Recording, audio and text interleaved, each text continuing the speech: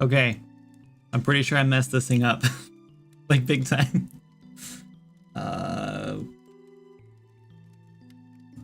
Here we go. Hi. Okay, so I'm definitely live on YouTube. Oh, I'm trying to fix my mic. I should leave it alone. Wait, hold on. It doesn't matter where you chat, but well, hold on actually. First of all, I'm peeking like crazy. It doesn't matter where you chat, I don't think, because I should be able to see chat in the same place. And I think chat's showing up in both places on... Are you guys seeing the chat on the screen in both places? Like if you chat in different places? Yeah, so Twitch just started allowing dual streams, so I'm streaming in both places now. You're both seeing it. Okay, cool. So on my end, I'm not seeing it, but I think... Oh, wait.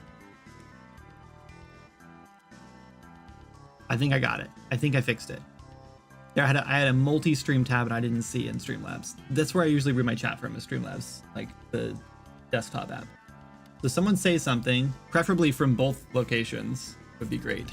While I open my drink. I have a delicious mango lemonade today. I'm really excited about.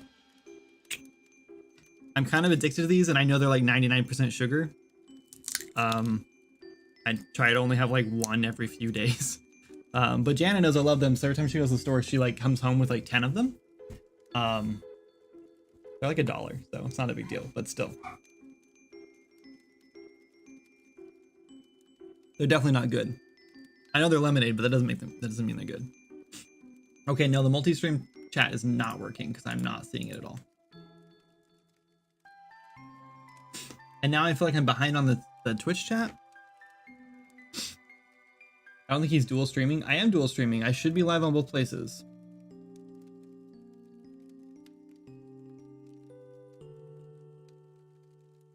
The teaser thing for the pass was hype. This is the pass. We're in it. We're in it right now. I've been working on it the last couple days. I don't think any of this end up in the... Maybe you did. Maybe this was in the video.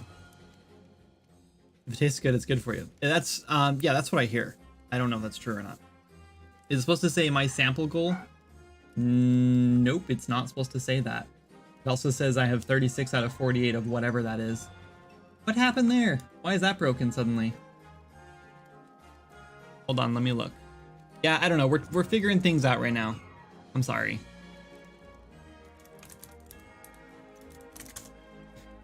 Ugh. I knew I shouldn't have done this today. I was like, should I set this up? And then I didn't have a chance because Jana had stuff to do at the school for the PTA and stuff. And so didn't have a chance to set this up until like 4 o'clock. So I only set it up in like the last 20 minutes and I knew it was going to cause problems. Let me see. That is, see, I'm confused because so I think they changed something and that's the problem. This used to say donation goal and now they've changed it. There's no donation goal anymore. Now it's just tips goal. And I'm pretty sure they changed it. Oh, nope.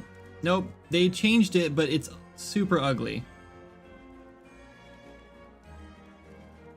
Wait, hold on. Did they? Sorry, hang on.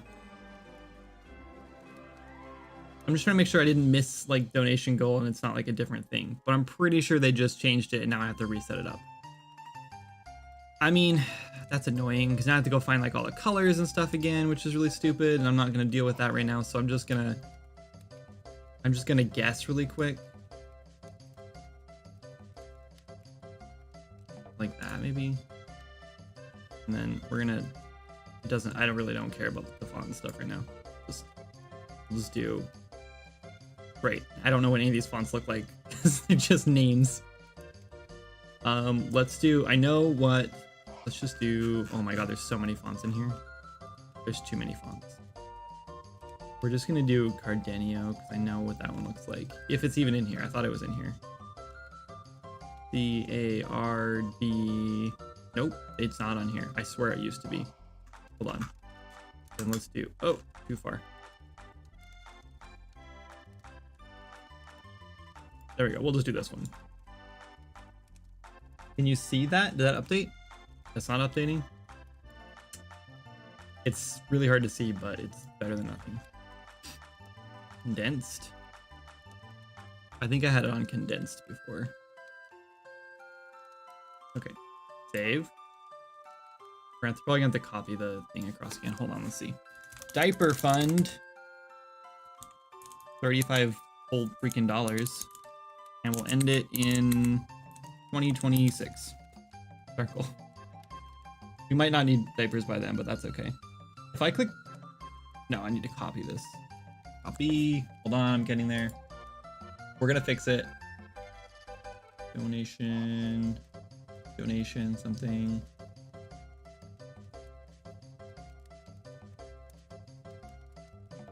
What the heck? Where is it?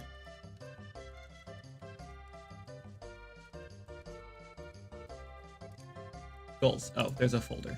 My bad. Donation goal. Donation ticker. What's this? I don't know what that is. That's not even showing up. What is this? Oh, this is the sub goal. Oh, so that, okay, the donation goal worked. It's set up correctly. It's the sub goal that got broken now. Why is the sub goal broken? Maybe because this... I don't know how this works. What's up, Catmistry? Welcome in. I'm sorry, I'm ignoring chat now. My internet went out right as you went live and doesn't seem to want to come back on. That stinks. Both chats show up on stream overlay. They disappear quite fast, but it works. Yeah, I can change how long they disappear or they show up for, I think. So yeah, so what I had to do is, apparently I've been using Streamlabs just under my Twitch account this whole time. And so when I tried to upgrade, because you have to upgrade to use multi-stream services, which I just canceled, like Photoshop and a whole bunch of other junk that I haven't really been using a whole lot, because I'm decided I'm going to start switching to free alternatives until, you know, we make money again. YouTube chat has worked again. Okay, I don't know what's wrong with it. Yeah, no chat showing up now. I don't know what's going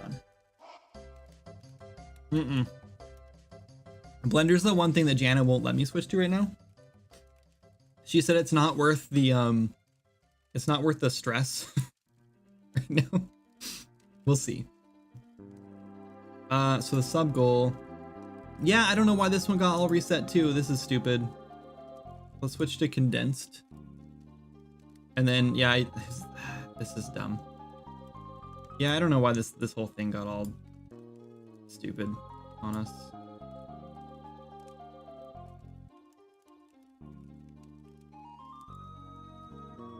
Save that. Okay, does that look better now? Oh, hold on. Do I need to... It looks better on here. I don't know why it's not changing. Oh, probably because I need to go in here and set it. Start goal.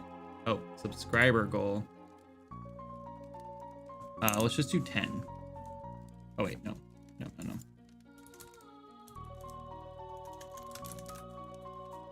10, 0, 1. This one has to have an end date now too. It didn't used to have to have an end date. Start goal. Fix. Do it. It's not fixing.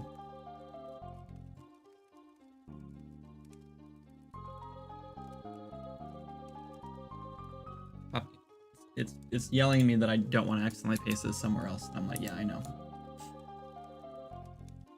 Okay, that should work now. Close. Okay, so these are ugly. These are not what they used to look like, but they're better than nothing for now. Hold on, let me try to rearrange this. Stop.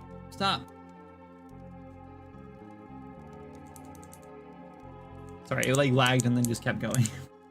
Again, I hate the font on that one. That's okay. Let's just change the font on this one to the same thing, and we'll deal with the font later. I'm not gonna go around trying to find a better font for it. Maybe, except I can't find that font anymore. So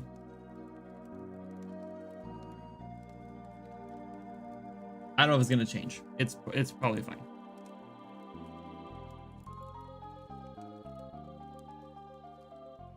It's not gonna update. That's fine. It doesn't matter. Okay, so yeah, I don't know how I'm supposed to be watching YouTube chat because it's not showing on Streamlabs, which is annoying.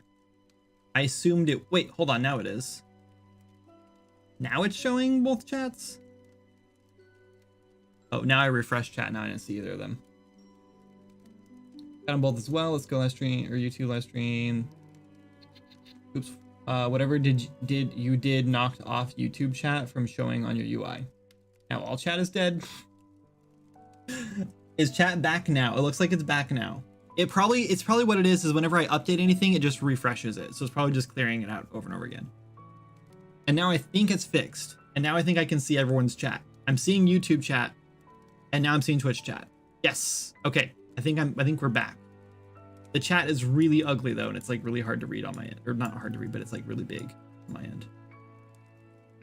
So I don't know. It's fine. Okay. I think we have multi-stream working. YouTube chat test. What is Epic's Mega Grant? Okay, so Epic allows you can submit your game to them for a grant. They give away millions of dollars every year to developers. Your game has to be pretty high quality from what I can tell. I've actually submitted 2 games. One was another game that me and Jana were going to try to finish from a game jam, and we got denied. It was just actually recently, just a few months ago.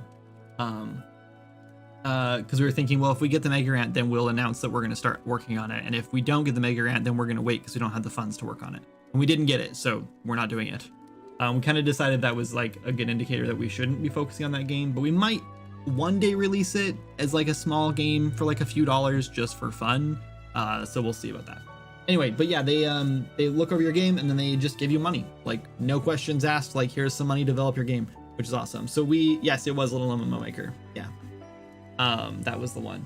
So yeah, we did get an Epic Grant for Swords and Magic and stuff a long time ago.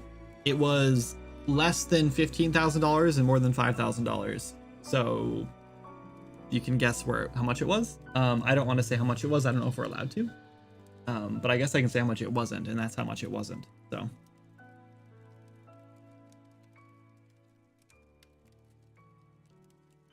Good range. YouTube chat seems to be weird. Oh no, never mind. You just asked twice. You just come up again. I'm trying to compare chat in both places to make sure it's working, and I think it's all working.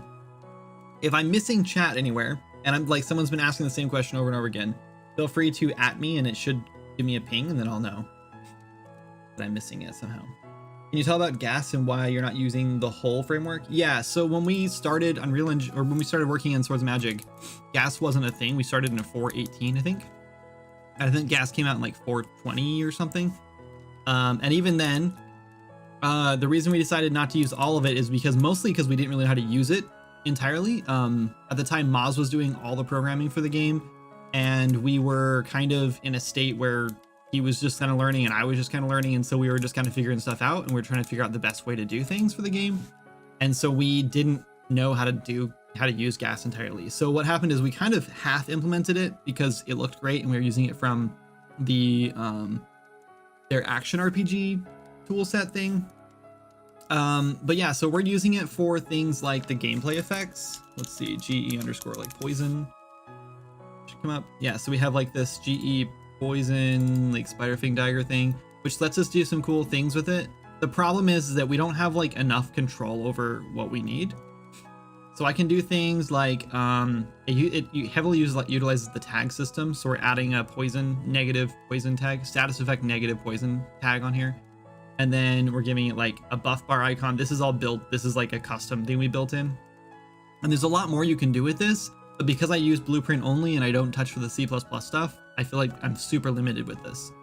And so that's why I don't really like gas, because I feel like I have to use exactly how they have it.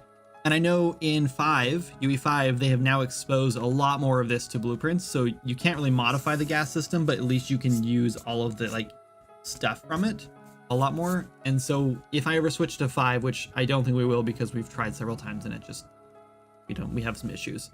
So I probably won't ever use gas in this project, and I don't think I'll ever use it in future projects either, because the same like status effect system, this system right here that we've been using, that like the majority of our stuff runs through, I built the same thing in about a day for another project for a game jam. So I'm pretty confident that if I was going to do something that required like status effects and stuff, I'd just roll my own system so I have full control over all of it. So I don't know. Loving all these waterfalls. Yeah, same. It just fits really well in the zone. So So yeah, we only use about like part of the framework. We are using abilities, and we are using status effects, and we are using what are they called? Gameplay GPCs. GPC. What does that stand for again?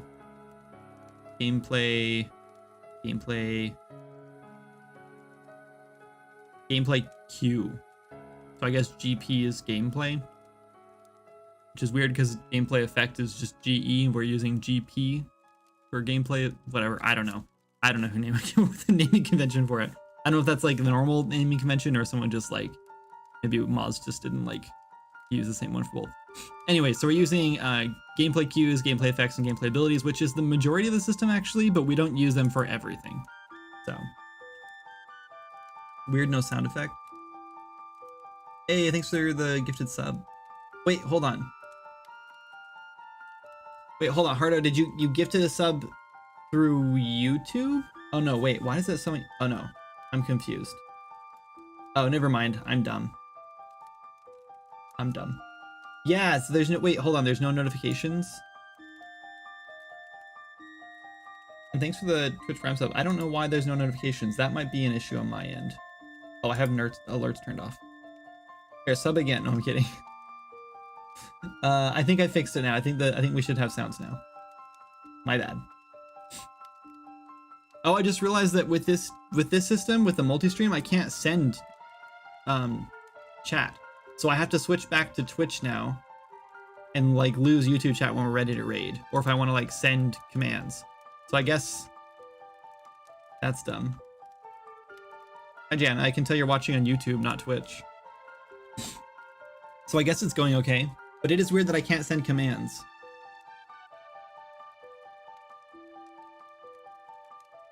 I guess that's fine. So we started in this area, we were working in this area last stream, and then after the stream, I just did a little bit of work over here. We've been kind of busy doing the YouTube video and stuff, so I haven't got a whole lot extra stuff done. But so far, multi-stream is good, I think. It looks like the YouTube chat is really delayed on my end.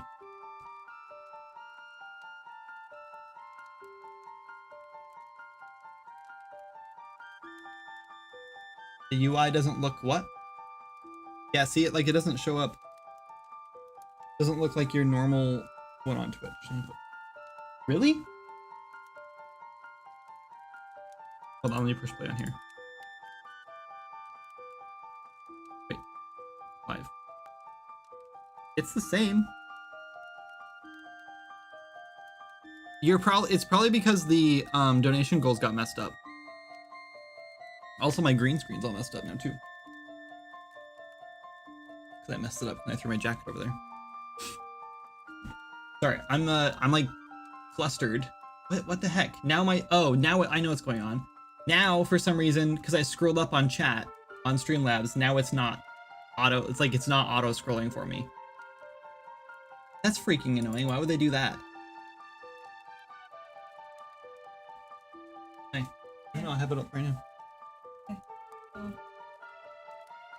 It's the same. It's just because the sub goals right here got reset because they updated their things.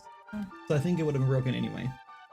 But I'd have to sign in through my email phone, which is I usually use Twitch. So I think things just got reset. Everything's looking fine. This is dumb because now can't type anything. I can't type anything, and then well, you can type on Twitch, I guess. When someone says something on YouTube, yeah, I can, but then it deletes all the chat. Oh. If I switch back and forth, it deletes all the chat, and then I miss it all. So I couldn't see any of this except for over here. Yeah. So when I'm ready to raid, I have to switch over there. But otherwise, I have to watch chat on this side. Kind of dumb. I might have to like find another solution for this. Maybe I need to find like another program or something that just shows all the chat for me better. Or maybe I can just like minimize my Streamlabs a little bit and put YouTube chat like popped out on the other side. I wonder if there's a way to pop out chat. Pop out chat. Yes. Okay, so if I put, sorry guys, we're trying to like figure this whole thing out, I guess.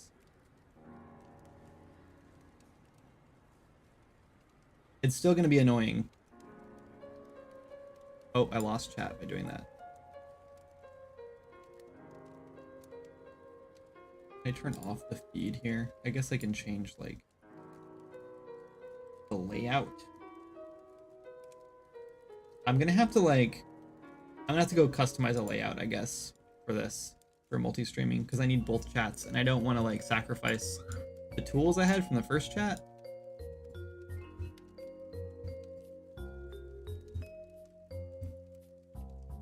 But I think I can set this up. I'm not gonna be able to see like notifications on Discord, which is probably a good thing, because I shouldn't be checking Discord while I'm working or streaming anyway. Okay, now if I switch back over here, I can see both chats now. Here's the problem. I'm not gonna keep up on both chats. Because if you guys know me at all, you know that I can't keep up with one chat, let alone 2 different chats. So that's gonna be a bit of a problem, but at least I have full access to my chat again like I'm used to. Sorry, just trying to figure all this out. I'll say YouTube didn't make me watch a pre-streams ad, so that's nice. Yeah, there are ads though, you are going to see them. It made me choose between aggressive, casual, or medium or something, and I picked casual. So you guys should see the least amount of ads that are possible, but we'll see.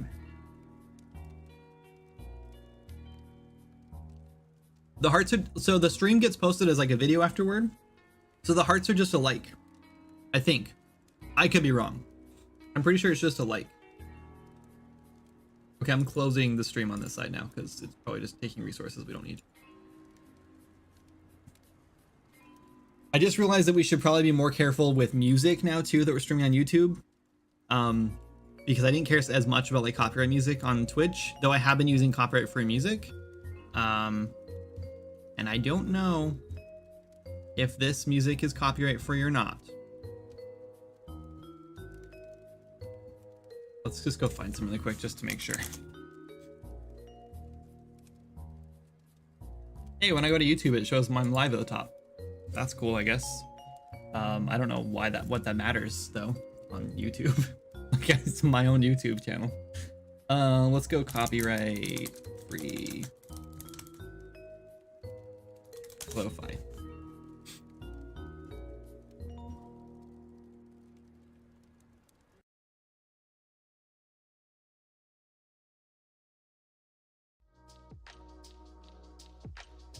Music's a lot louder on this channel. Hang on.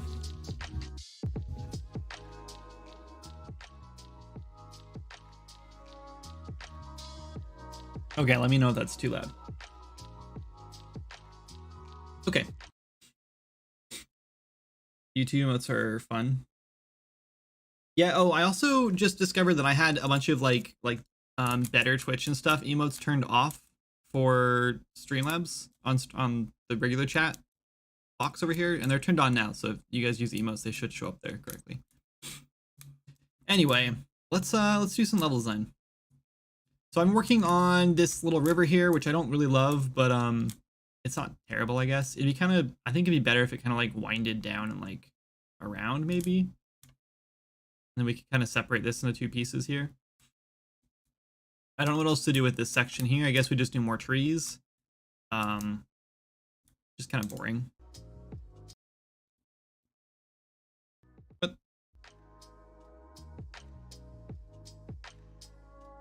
the volumes, this just clicked for me. The volume slider on YouTube when I was putting on this music was stuck to my mouse. So when I went back to the screen, it turned the volume back down, and when I went back over there, it turned it back on. So I thought I had to like stay on the tab to listen to it. I was confused. This says it's copyright free. How do you know it's not copyright free? Oh wait, hold on.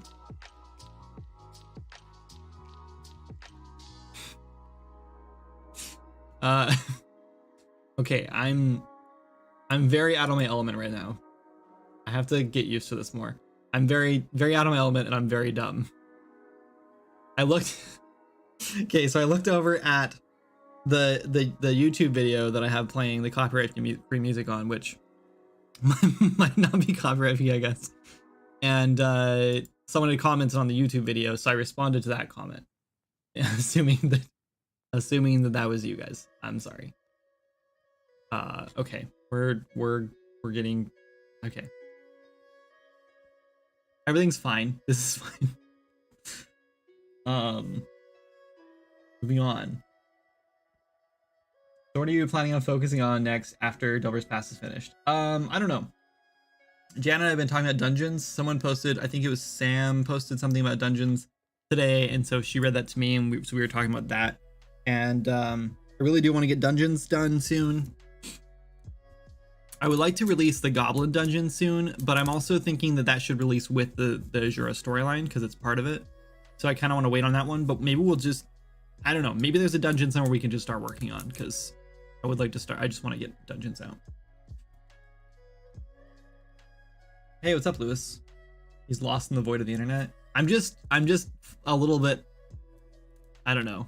I'm confused right now because there's just too much stuff going on. But I will get into the groove of this. Don't you worry.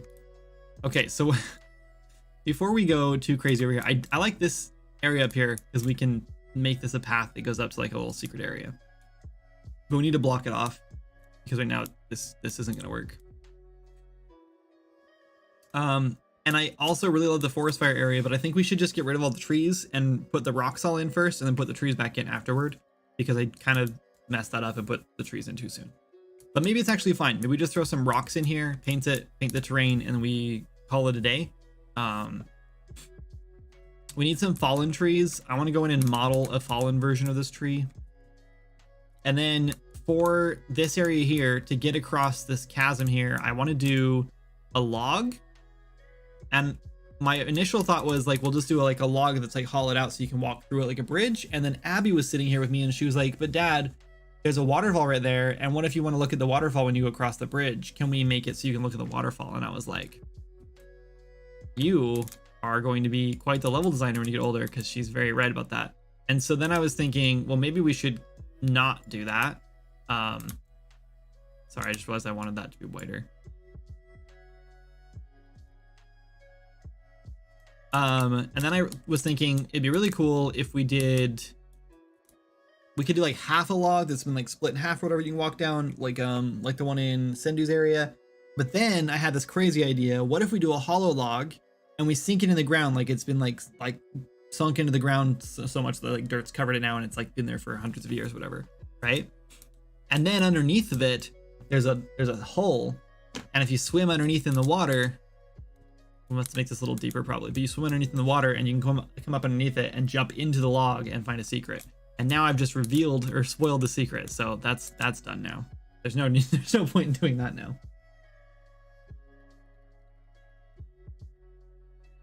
I trust there will be some housing plots with great views of the area. We do need a housing plot, yeah.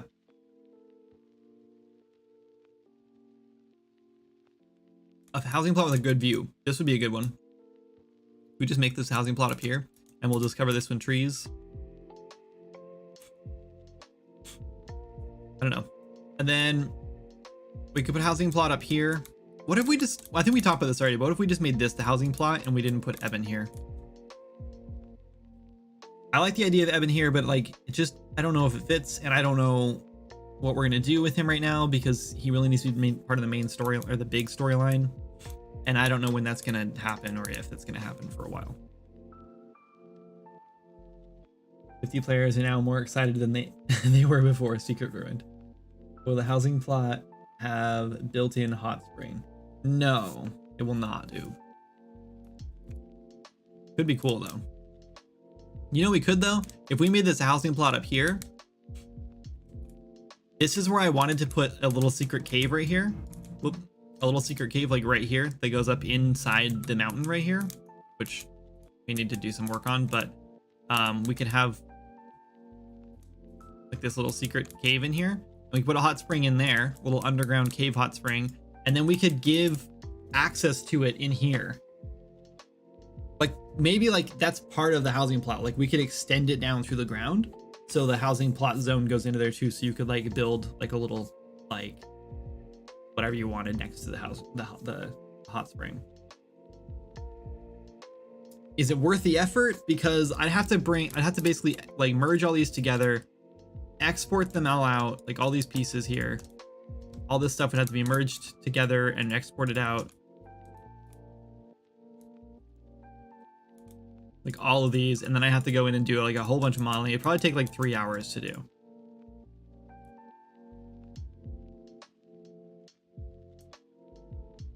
Yeah, you can get a tinker tub's what they're called. I like him there. Placing that tower could be nice. My favorite one currently is the Windless Hills Ranch, so I'd have to move to an even cooler area. Tinker Tub Time Machine. Oh my god, everyone's been mentioning it. Why does everyone want a hot tub time machine? I think it's funny because I thought that movie was like really really poorly received, and then just like everyone, like every time I bring up a hot tub, everyone's just like, hot tub time machine. It's like turning into Shrek. Okay. I don't know yet. We're gonna leave this. This is off the table right now. We're not sure what to do about that yet. I kind of want to paint this area out because this is all going to be part of the forest still. I think most of this is done until we get into the trees here. Then we just need more rocks and stuff. I'm going to get rid of these trees. That's what we're going to do right now. We're in the wrong level. Are we in Delver's Pass? Hold on. Seriously? I already moved all these over. We're moving them again, I guess.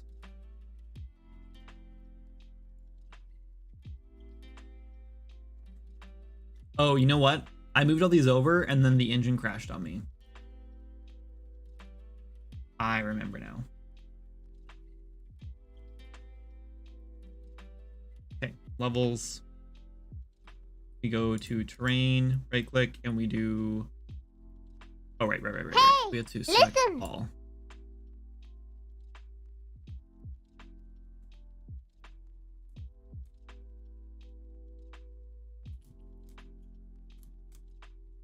Are we in the wrong level?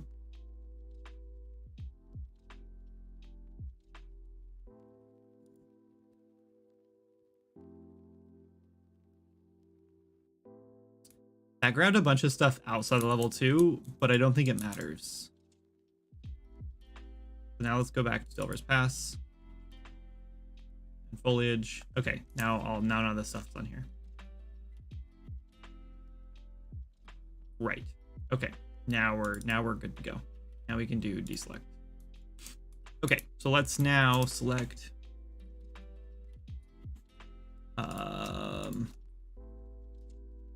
turn all those off. We just want this one. We're gonna do lasso tool, the size up to like more. We're just gonna clear all these out. We'll just paint them all back in. I know we wasted time painting them in, but we're gonna paint all back in once we have our rocks and stuff in. It'll just be easier that way. Make sure I didn't miss any in here.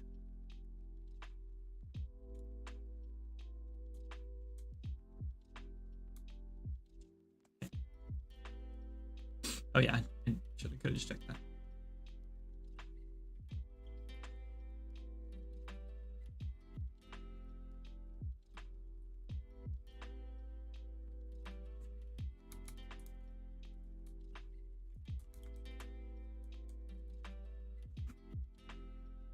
I want to do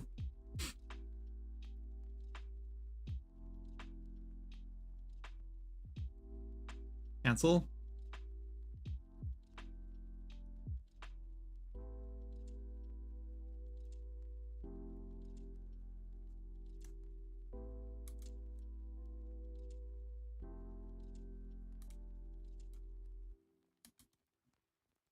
It looks like that doesn't screw up our collisions much, if at all.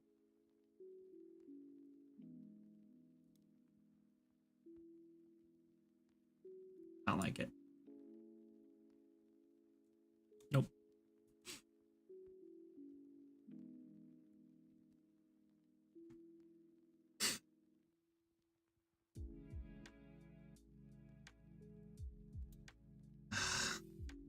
So YouTube chat is kind of dumb because I have this stupid emote thing in the bottom right corner and it covers up half of the chat.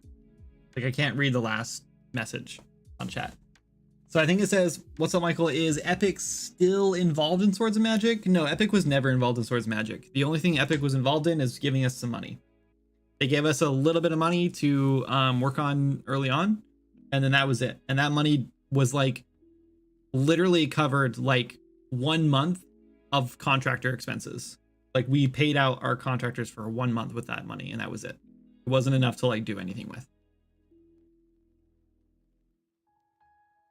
But I still appreciate it because that was still a month we didn't have to pay out of our pocket. And the fact that Epic approved of the game and like likes what we're doing, I think is kind of like validation a little bit. And so I think a lot of people who are like looking at the game thinking, I wonder if this game's any good, when they see the Epic, we got an Epic Mega Grant, then it's like, oh, it must be pretty good. Or it must be somewhat good, right? So that's why I'll kind of leave it up there, because just because it wasn't like a huge amount of money doesn't mean that I'm not appreciative. So that's why I have the Epic Mega Grant thing up there, because I still think it's a good, whatever, you know what I'm trying to say. It's good to have.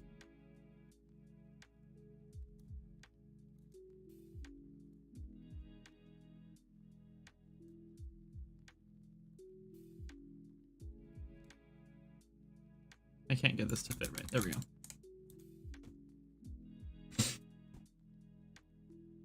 YouTube chat keeps glitching out and not showing on Kinder's UI. I don't know why. It's set up to work with both chats, and it was showing earlier, so I don't know what's going on. But yeah, this is the first time streaming on YouTube, so this is the first time you stream on YouTube. I never saw your streams on YouTube before. Yeah, it is. I usually stream on Twitch. We have 44 viewers on Twitch right now, and I think like last I checked was like 16 on YouTube, but I can't tell. I can't see on here. So yeah, Twitch has been my go-to since 2017 when I started streaming. 2017, I think, when I started. And I really like Twitch. I just feel like most of my audience is on YouTube because of the devlogs, and so I thought I should start streaming here.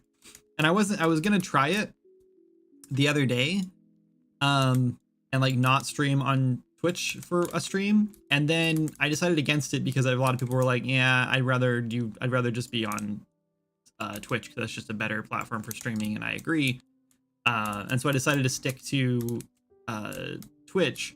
And then like the next day, literally like the next day, Transmortal Carl messaged me, and he was like, hey, look at this. And Twitch had just come out and said like, hey, we're allowing multi-streaming now. They just tweeted about it. So now we're multi-streaming. So now we're gonna do both. So this should become a regular thing. And now once it's like set up and like a little cleaner set up, then this should be like more regular. So I'm hoping it gets a different audience. Hey, Stato Oz, thanks so much for the Twitch Prime sub. Appreciate that. 4 months. Just finished your YouTube devlog, looking good. Thank you. Appreciate it. I love Shrek. Any chance you could make a YouTube tutorial of your art process? For example, model an object in Maya, UV unwrap it, texture it, get Unreal. Yeah, I can. There's two processes I use. In Swords of Magic, it's kind of a... Yeah, you know what? I will. That's a great idea. I've actually been considering doing that, and that would be a really good way to like bridge the gap between 3D modeling and just like tutorials and stuff, and still Swords of Magic content. So yeah. That's what I'll do that tomorrow, because I was already thinking that tomorrow I need to make a modeling day anyway, because I need to model some things for Swords of Magic. And I also just want to get some modeling done for Arcane Toy Box. So maybe that's what I'll do tomorrow, and I'll just make a video of it. Wait, why is this? Hold on.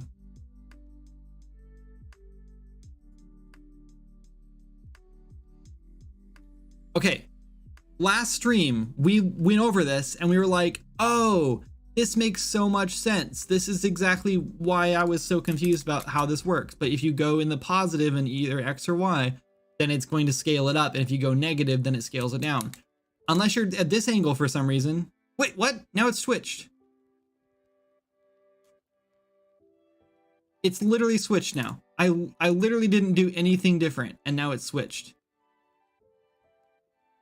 Now if I go up this angle, it works. And then if I go down, It scales down. I don't get it. I don't get it. Whenever, like last time, everyone's like, you never realized that? And I was like, I swear it never worked like that before. And now it's working. It's different again. I don't get it. Anyway, your work has impressed me, and I've been watching since episode 3 when searching for indie devlogs. Wishing you and the family best luck. Thank you. Appreciate that. Have a good one. That's wild. Thanks for answering. Yeah. Hey man, I just got the game and loving it. Awesome. Where do I get the blizzard spell? Where do you get the blizzard spell? Matt, do you know where you get the blizzard spell? I think you buy it. In the Ire. I think it's just for sale in the Ire. And it might not be there because you might have to wait a couple days for it to pop up because I think it's randomized. I was talking about solo about 8 months ago. How drastically has the development of the game changed due to this change? Also love the videos. Yeah, so I would say totally different. It took a while to kind of get back in the groove of like working on it because it changed so much. Basically it used to be we'd have like a weekly meeting. We'd sit down, talk about like what we're working on and like how things are going. We'd have deadlines we were meeting and we talk about like how's the deadline coming? Is it coming along? And we got a lot done. And now it's like I will sit down and work, and for a while now I had like no direction. Like we weren't setting deadlines for me or anything, and it was just kind of like the Wild West, and I was just doing whatever I felt like doing. And that was nice for a little while. It was just like nice to like get back to just working on what I wanted to work on and not have to worry about like making sure the rest of the team was like okay with us working on that.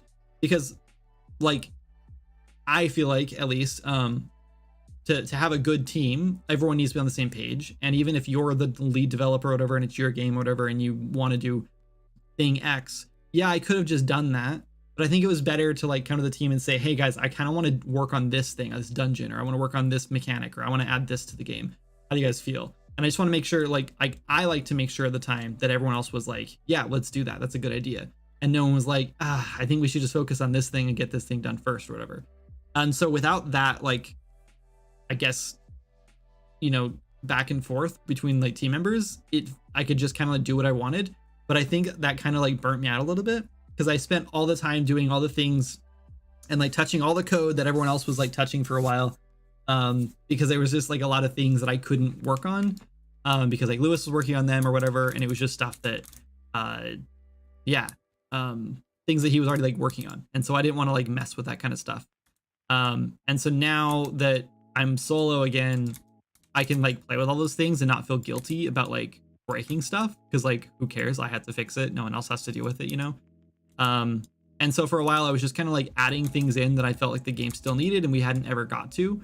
And now that that's kind of over, I was like really burnt out. Like I was just kind of like struggling and frustrated because the game's not making a ton of money anymore either, so that was really difficult to like figure out like, well, what's the plan here, what are we gonna do if like the game stops making money entirely and then we're like stuck because we don't have any other income. And so like I burnt out a little bit and I was kind of depressed about all that stuff. But now I'm kind of back in like a better groove, and Jana has helped me set some deadlines and stuff. And so I'm feeling better about it. And now the process is more like, this is what I'm working on. I have a goal now and we want to release it by this time. And so now I have a goal. Now I'm just going for it.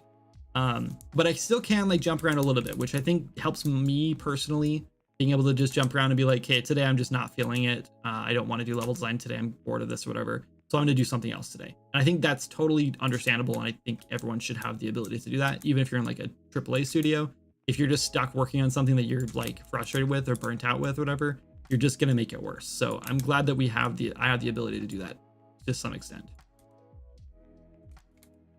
But yeah, so it's changed quite a bit. I don't know if it's for the better or not. We definitely get less done, but at the same time, I feel like I'm making more progress than I did with the whole team, because I also feel like part of me was sort of like waiting for team members to do things.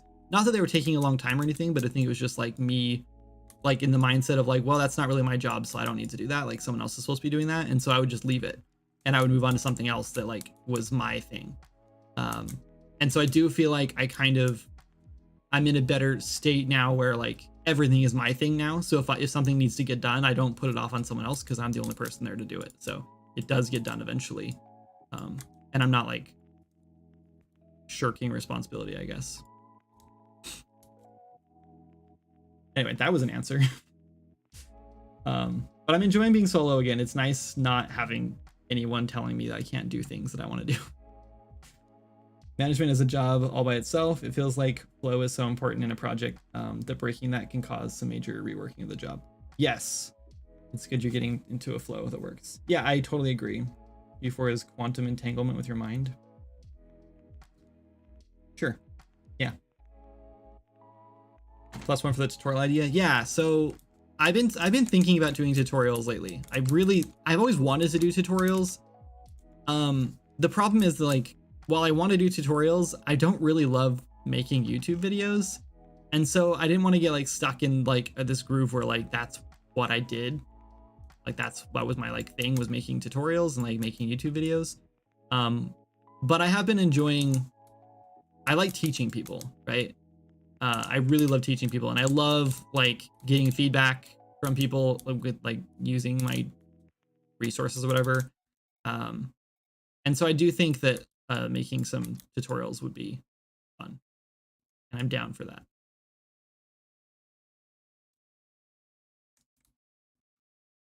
I feel like I just covered up all the rocks I just put in there. I didn't though. That's fine.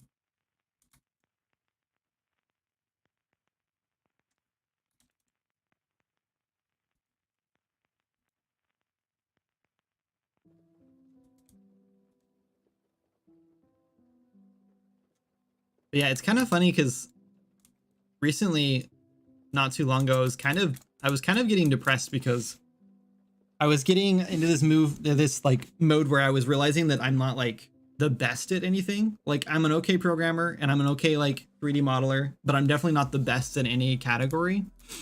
And I think it's because I've been working on Swords Magic for so long that it like splits, like I'm such a jack of all trades now. And I've always kind of been that way until I went to school for art. And then I was like, okay, I'm just like going in on art. This is what I do now. And I liked that. But recently I was like, when I was just kind of trying to figure out like, what do I want to do to make money? Because Swords Magic isn't going to make money forever. And I was thinking about applying for jobs, and I applied for a couple jobs and I got denied by like all of them. Because I'm not really like specialized in anything. And so I was getting a little bit like, I guess just like down on myself about it. But honestly, like, I don't remember where I was going with that. There you go. There's information about me that I'm now sharing, I suppose. I had a reason for saying that. I think I just realized recently that it doesn't matter. I don't have to be the best at something. I just like, I don't know what my strong point is, I guess, anymore, where I thought I used to know. I used to think it was art, like modeling. And maybe it still is, I don't know. This is steep.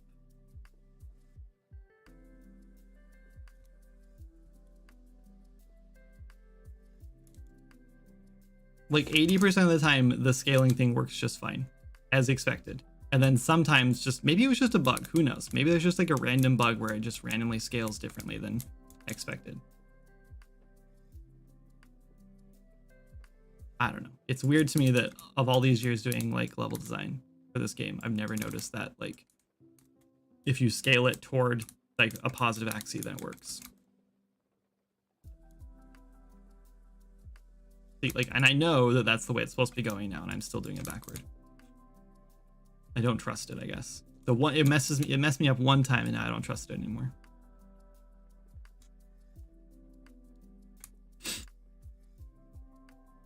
I hope you keep in mind that you've built up one of the most amazing communities on the internet around your work, and we love Swords and Magic, but also want you to be happy and healthy.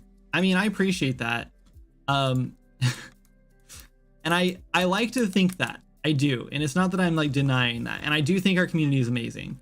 But I also tell Jana all the time that like sometimes I feel like we've just built a little bit of a cult. And I'm not trying to do that, obviously. And I don't actually think you guys are like sheep or anything. I really do think that our game is good, and like we have a good community because people like it, and like we cater, like, and I think that's thanks to Twitch, by the way, because Twitch, I really think you kind of like find your people through Twitch. And so I think that because I put out like the energy that I do, then that's like the kind of energy we got back, and that's like the kind of community we built, right? I built a game around that energy, and like I put out that sort of energy and that vibe, and I feel like that's the kind of people we got back, and that's why I think our community is so awesome. Probably because, you know, it clicks with my vibe and like what I like, and like the people I like to be around. But then I see like sometimes I see like negativity posted somewhere, like a YouTube comment or like on a Steam review or something, and then everyone like jumps to my defense. And sometimes I think like, I don't know, I think they have like that, they have some merit there. Like there was one recently, and I won't mention names, but it basically talked about how the game is kind of like, we have a lot of unfinished things, and we've taken a long time to get things out, and we need to get more content out, and we just seem to keep polishing up old areas instead of putting out new stuff. And I was like, that makes sense, but everyone like jumped on it, and they're like, no, that's not the truth, or that's not what's going on, and that's wrong, and whatever, the game's great. And like, but I think that they actually had some good merit there, and I don't agree with the person in general. I don't really like that person. They're not very nice, and they've been very negative about the game for a long time, and so I disagree with most of what they're saying, but they made some good points in their Steam review. And so yeah, and so I was like, but I was looking at everyone like jumping to my defense, and I was like, shoot, I hope we didn't like create like a cult, because I don't want like this cult following who's like willing to just tell me anything I want to hear. Like I really do want honest feedback, because that's how the game gets better, and that's how I get better as a game developer too, because I really don't want this to be my last game. So I really, and so I obviously want to grow and get better as a developer, so the next game can be better too. But anyway, so yeah, it's just, so I joke with Jan all the time, and I'm like, we created a cult. Have we accidentally like done that? Being average means I get to keep punching up for my goals. True. And that's true. And that's another thing, is like, that's something that I have to keep reminding myself of, is like Swords and Magic is so much bigger than like 99.9% of indie games. Like I see all these games coming out, and I'm just like, wow, this game's cool, and it's very polished, and it's very good, but it also would have taken me like a quarter of the time that Swords Magic has taken me up to this point to make something like that.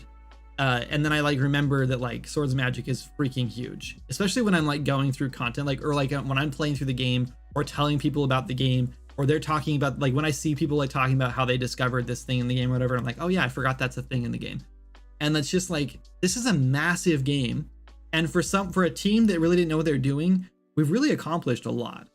Like, I don't know, I might be tooting my own horn a little bit here, but honestly, like, it's a pretty big game, and it's pretty dang polished for what it is.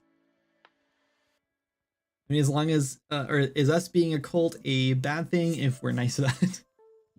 Yeah, I mean, I guess you're right. I guess the way I see it is, I just want to make sure that people are not like telling me what I want to hear, because that's always worried me.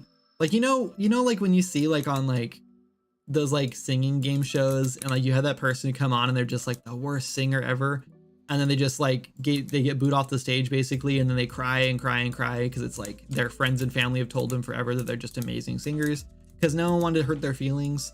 I just don't want to be that person, you know? Like, I don't want to be making this game and then find out like, you know, when it's fully failed and like we're not making any money. I mean, I can't even say that, because the game has succeeded already, right? It's already done way better than I ever thought it would do. Not as good as I like my wildest dreams. Like I thought this thing could blow up, but it's already done better than like my like worst case scenario, like, or my this is all we need for the game to do. Does that make sense? Like what I expected the game to do, it's done way better than that. Anyway, but yeah, I don't want to find out like in a few years that I'm actually really bad at making games and everyone just told me I was good at it.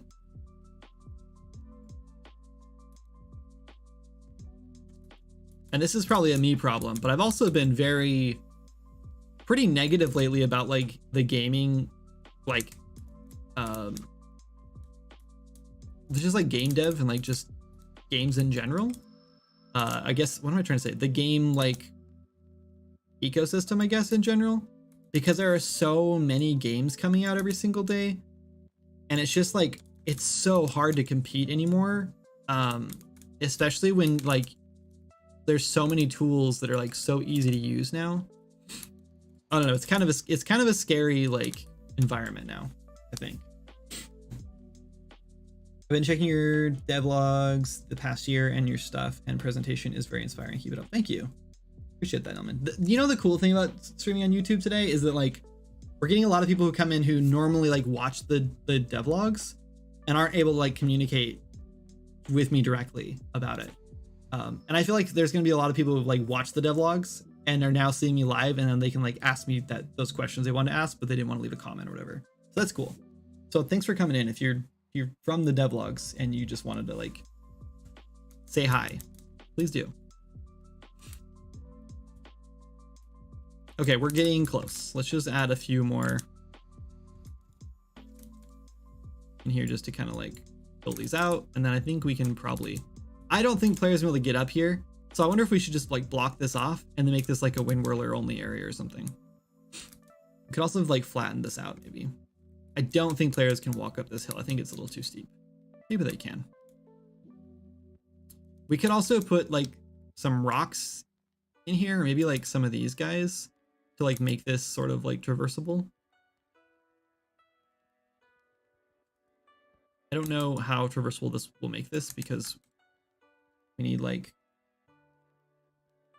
let's see, idle nm loop.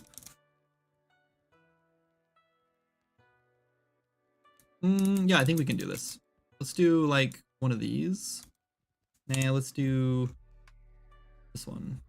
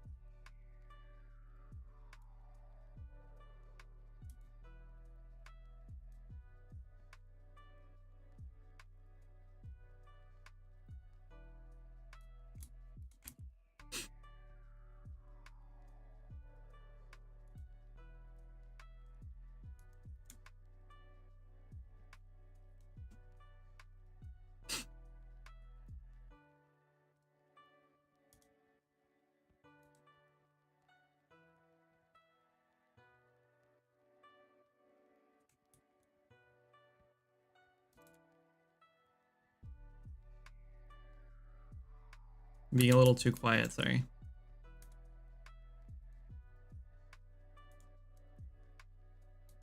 And then I continue to just be quiet again.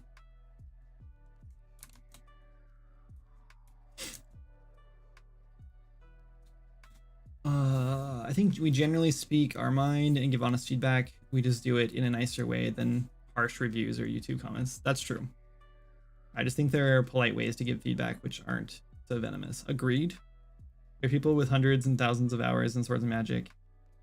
Hundreds and I don't think thousands of hours. Wait, actually, there are hundreds of hours for sure. And I guess there is at least one person with 1,000 hours.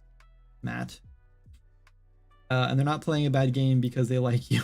They're playing a good game because made by a guy they like.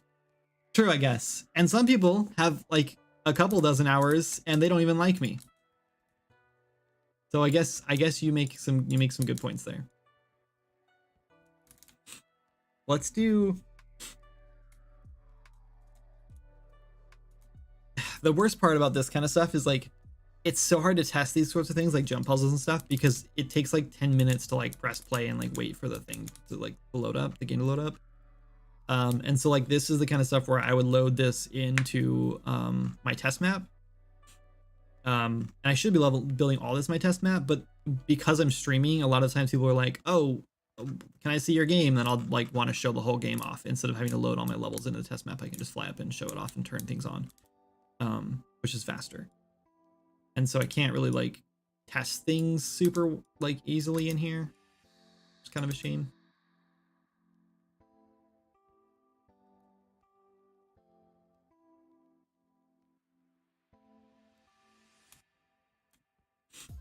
We could do like, if there's actually something up here, maybe we could do like some ladders or something to climb to get up there.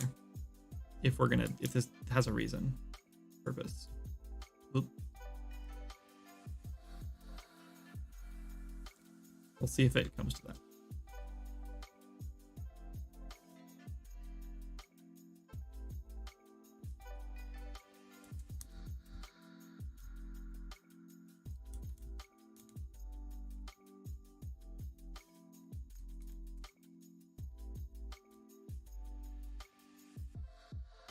Yeah, I guess you're right. I guess like the review scores sort of speak for themselves. And that's just me having like imposter syndrome, thinking that everyone's lying to me about it.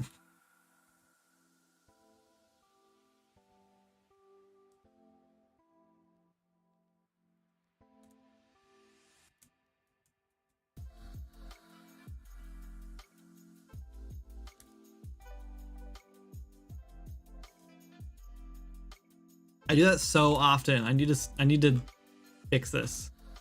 Okay, we're gonna fix it right now. Control 1.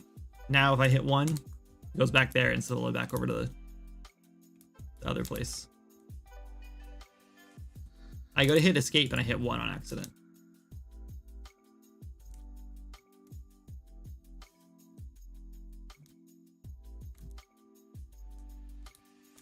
Save.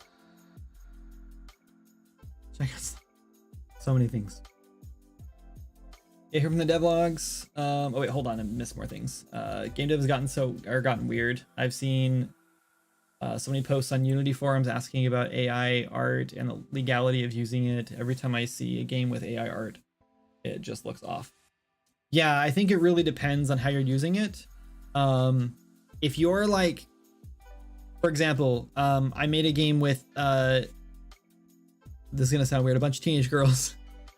Let me rephrase. I worked with a summer camp this summer, summer camp called Girls Make Games, and I was a counselor there, and I helped a bunch of I was working with the teen teams, and I helped them learn Unreal Engine and make a game with it. And so they made a like murder mystery game, and they had like 12 characters or something like that, and we needed portraits for them, and so we used Midjourney to generate a bunch of portraits for them. I think if you're using AI art in a fashion that like complements the game and doesn't like, it's not like you're using that as like the sole way to like cheat your way out of using real art or whatever, I think it's fine. They were not planning on selling the game at any time soon, and if they were going to, they probably have someone redo the art for them. But we were doing like a very realistic looking style, and we needed like realistic looking portraits. And instead of like going and like trying to like paint faces and stuff and spending like a whole week doing that, of their 3 weeks they had to develop, well, 2 weeks they had to develop this game, we decided to just use AI art. We also used an AI voiceover. That was too far, I think, but we also were really out of time, and we didn't have the budget to like hire someone to do a voiceover, and we thought it added to the game. So we decided to use that, but it sounds pretty off, and I think if they were actually going to release it on like Steam or something, that they would want to redo that, because it's not exactly like, it's not exactly high quality. But yeah, I think the problem with game dev is, I think COVID hit. I think like COVID was a big like I'm stuck at home and I hate my job anyway. I'm going to use this time to learn something new, and I think a lot of people decided to learn game dev. And that's great. Honestly, like the more people we have, the better. I'm not complaining about that.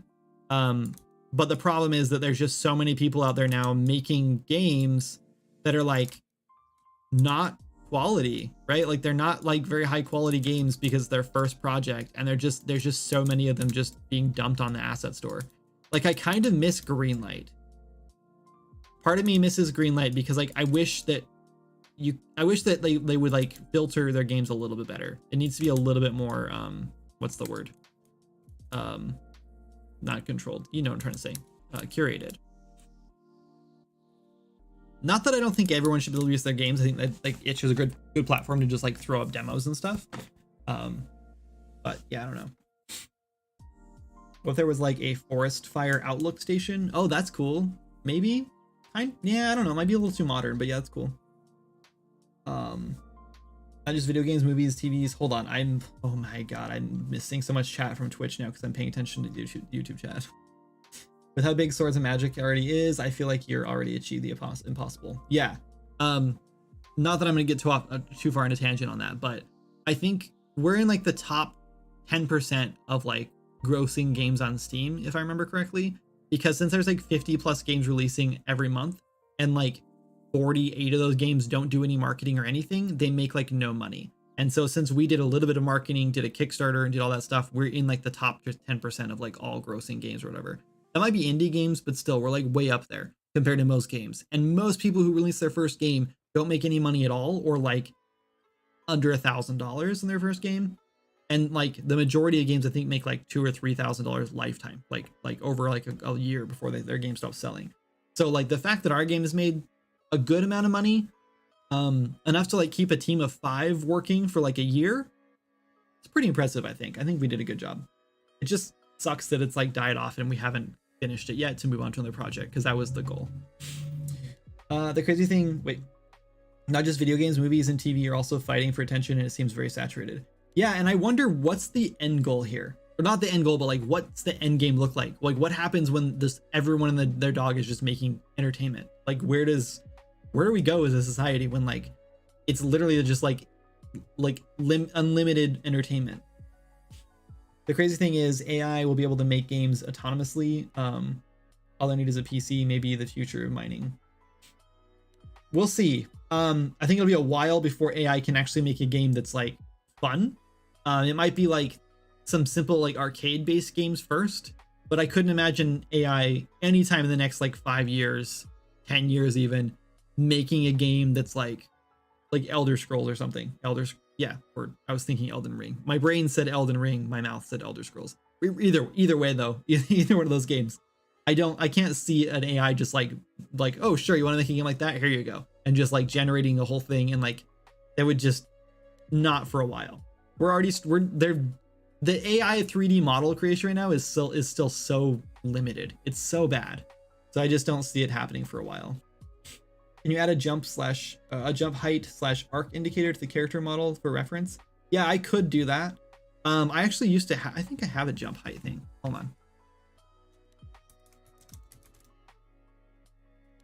on. Yeah, so I do. It's probably broken though.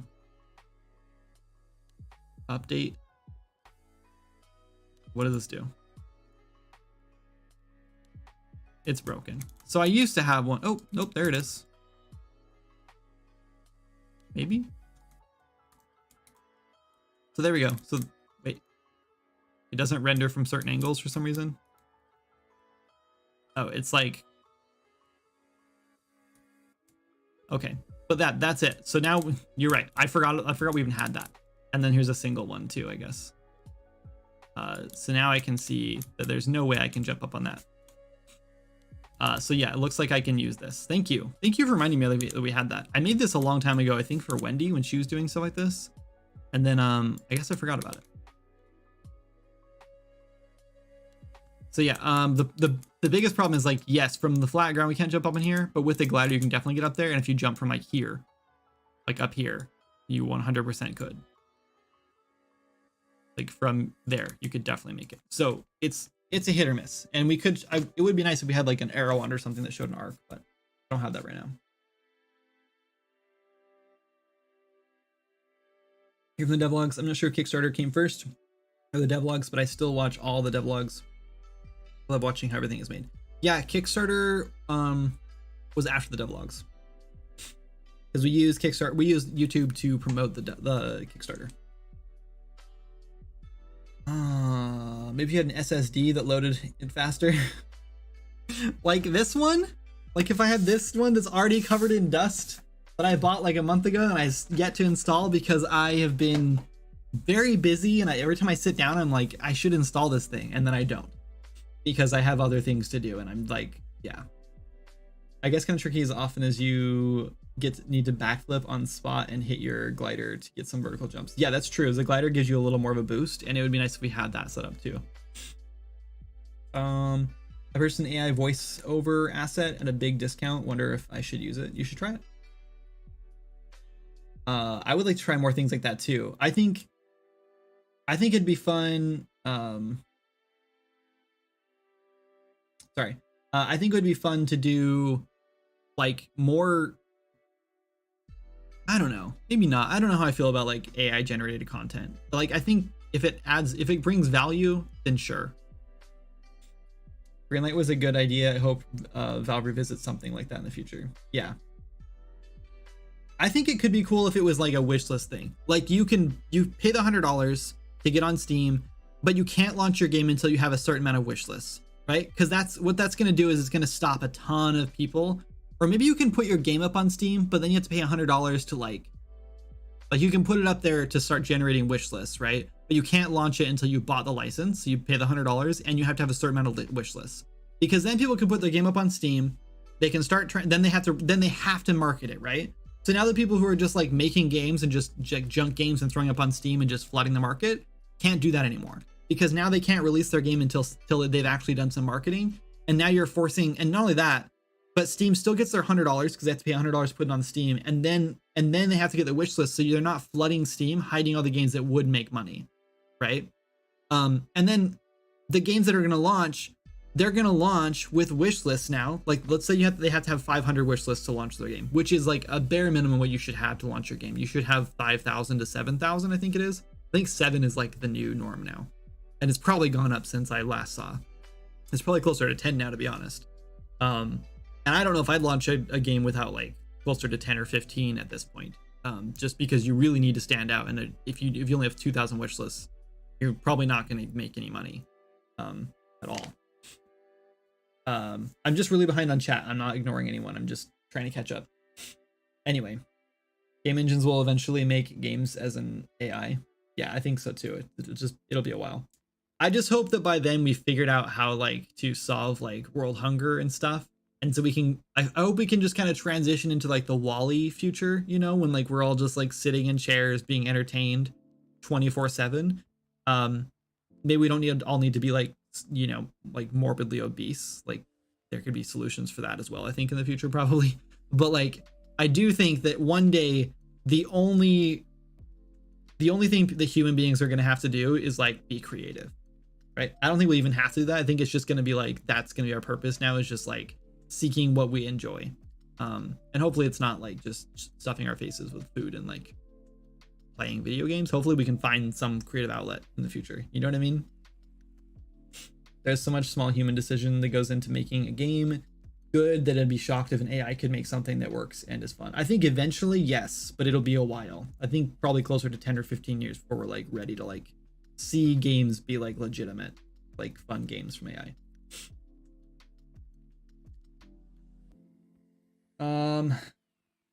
I'll make sure the future AI treat human decently, at least when I am still alive.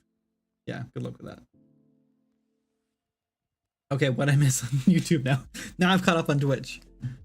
You're from the devlogs. I'm not sure if, yeah, I read that one. By the way, that burnt forest in the recent devlog, do you intend to make the ground filled with ashes and stuff? Right now it looks, yeah, it's all that is just, all of this is just work in progress still. All of it. Even the areas that looked finished, they're still work in progress. I still have to go through and add like tertiary details to almost everything. There's only like a few spots where I put in like the final details. And in fact, that's this spot right here. Like I literally just deleted all the trees because I needed more details, and then I'll be painting all this. The only reason I don't paint it now, because I did have it painted at one point and then I went back over with the grass, is because my grass texture has this built-in, I always forget what it's called. Basically the slopes are the brown color and the green, the grass is like the flatter area. So basically anywhere that's green, the player can walk up without much problem. They can probably walk up steeper like hills like this. I know they can, but like that's not intended. So like anything that's like brown like that, I know that players are gonna have a harder time walking up. And so I leave like those areas, it's like that's where I put like the cliffs and stuff, because I want players to be able to like jump up those areas. So when I had this whole thing dark dirt, I couldn't see where those hills were, and so it was really hard to tell because it's all one color. So it was really hard to tell where the player couldn't be walking. And so that's why I just colored it all back to grass, and then I filled it with those trees, and then that's where I was at when I did the footage for the devlog, so I just didn't finish it. If I waited till things were finished for the devlog, that's what the old devlogs like every 3 months were like, because I would like finish a zone or finish a thing we were working on, and then I make a devlog about it. And by then there was so much to put in a devlog that I only got to cover like half of it. So I'm at the point now where I'm like, if I'm gonna get a devlog out every like 2 weeks, you guys are gonna have to see stuff that's in work in progress, because like I work on so many little things and they're all like, here's like this one's 20% done, this one's 60% done, and so they just slowly get like put in, slowly get finished up. And so you guys are gonna see them more. You're gonna see more unfinished stuff now going in.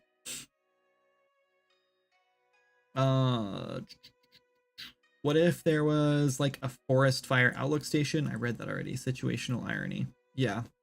I don't know. We could do something like that up on top of this hill.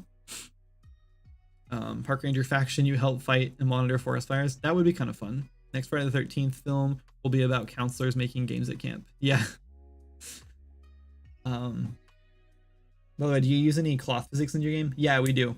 If you have like robes or a dress on, you get cloth physics on like your skirt half. It's actually on all of our characters.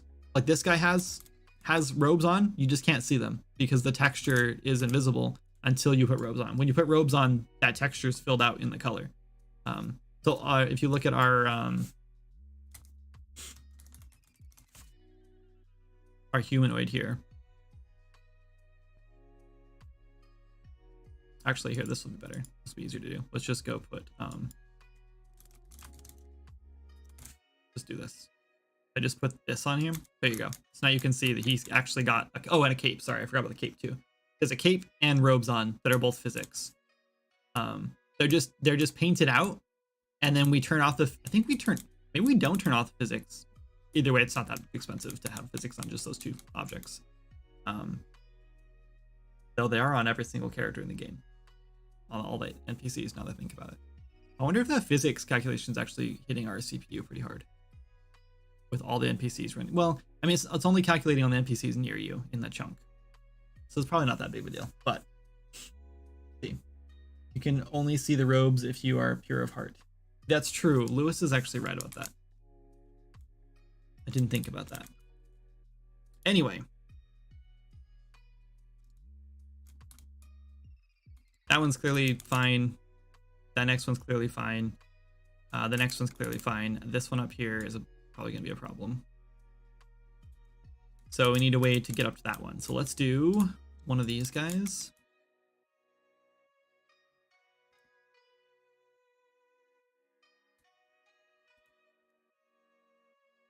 I want it to be more out here. So it's like maybe you glide to it.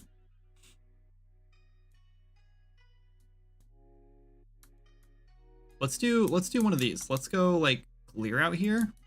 Let's make this a little more of a challenge. A little more of like, where do I go next? Oh, got a little lag there for some reason.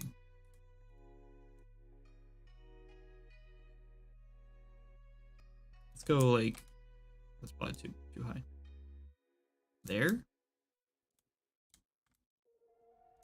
And then let's put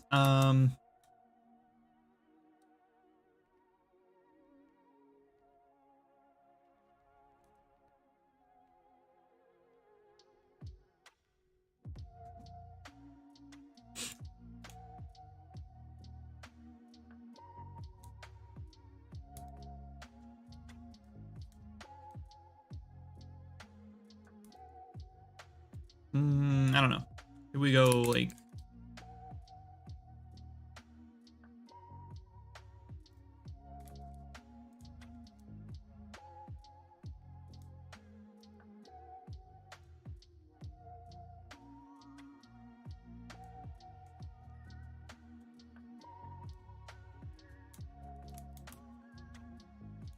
I'm also a little concerned that players are just gonna like go over here and they're just gonna glide across. It's so hard designing like jumping puzzles for a game with gliders in it. Not to mention that like it's pretty easy to get the launch spell and then and you just like suddenly can just like fly anywhere pretty much. And then wind whirlers on top of that. We're gonna have like springboards eventually for tinkerers. And then lastly, like the slow fall potion or the weightlessness potion is just like makes everything trivial.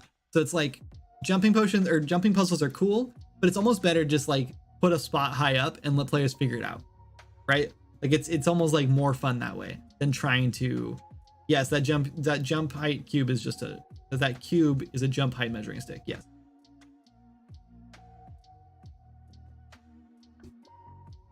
But yeah, I think we'll just leave it like this. Players are gonna get up there, no matter what, they'll get up there. It's not even gonna be a challenge. This is almost just like decoration now.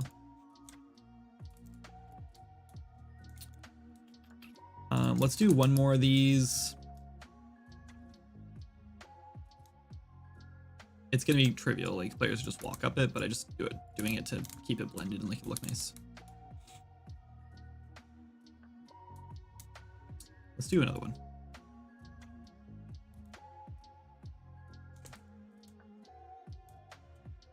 Cool. And then I don't know what to put up here. So this is gonna be whatever. And we'll probably want to flatten out this terrain as well. I think you had mentioned it's kind of a fire area, right? Maybe there is a smoke layer in the sky that smokes you out, so it encourages jump puzzles. So I don't have any way at the moment to like kick you out of your glider or prevent gliding. I'm sure I could do it, but this area, I've kind of almost promised myself not to add any new mechanics. I'm doing my very best to like not code anything that I don't have to, because this is what happens with every zone is like we like start working on something and then we're like, oh, it'd be so cool if we did this thing. It wouldn't be hard to do that. It would take us like 3 days to like implement that feature. Let's do it. And then we go through and it ends up taking 3 weeks because it takes us 3 days to implement the feature and then 2 days to fix bugs. And then we have to wait for testers to like check it. And then we find more bugs and we have to go back and then we find another bug. And then we're like, oh shoot, we didn't think about how this is going to affect this thing. So now we have to go back and redo this part. And it just ends up being like a 3-week process to do like one feature. And this just like happens all the time. Sorry, Gray. Hi. Yo. I wasn't ignoring you. I just miss chat a lot. And I have 2 chats open right now. I have to watch Twitch chat and YouTube chat because the combined chat doesn't work very well right now. And I'm going to try to find another solution after the stream. Much better just to figure out how to jump around. I love the parkour element. Yeah, agreed. Launch is a game changer. Yeah, keep moving. Launch to whatever the last zone, the latest zone is. That actually is not a bad idea. I've actually considered that.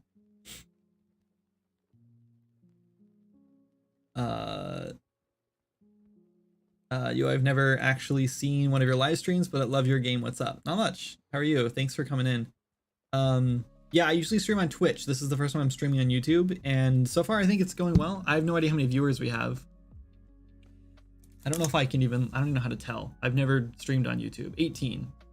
So not like, you know, it's not like insane or anything. Twitch we have 50, so Twitch is definitely winning in terms of like viewership. But this is also my first stream, so maybe over time we'll grow on YouTube. We'll see.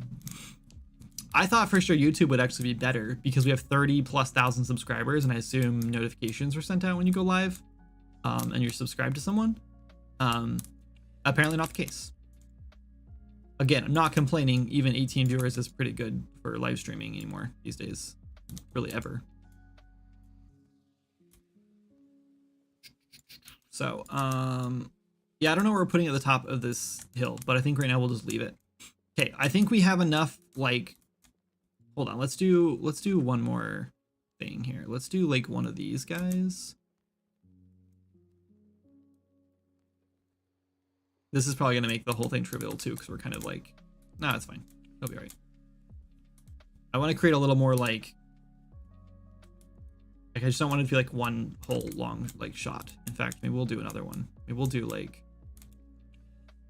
if we do one like up here too.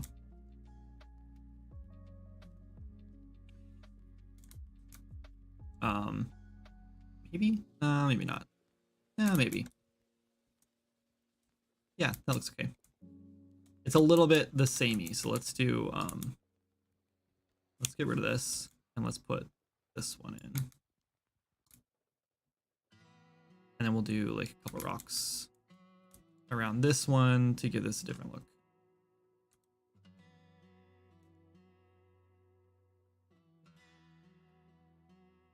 But yeah, if I'm ignoring chat or if I didn't see your message, it's because I just genuinely haven't seen it yet.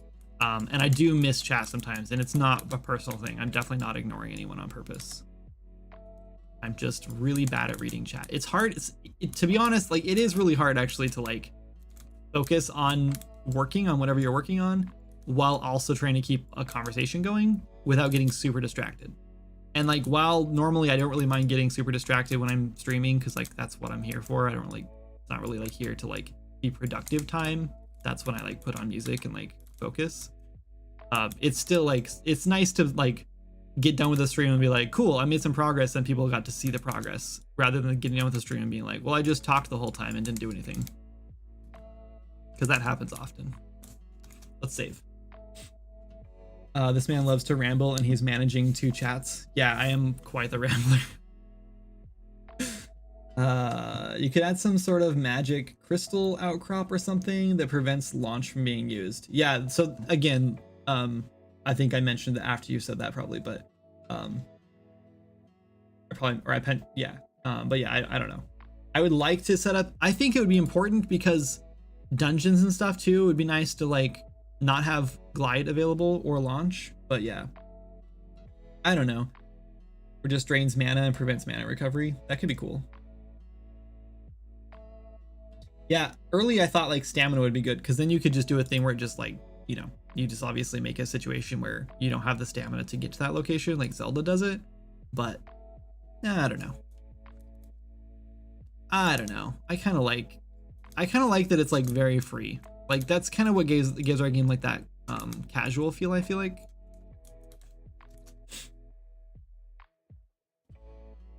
All yo, you don't worry. Okay. The scope creep is real, so I respect avoiding it. Yeah, I'm trying my best anyway. It's hard not to, you know, like that's the problem is like, it's so easy to be like, oh, that'd be so cool to do this thing. It's so easy, especially with this game. And which is why I made this game in the first place, by the way. When I first started this game, I was like, I want to start something that's like really small that I could like release really small and then add stuff to later. And that's what we did.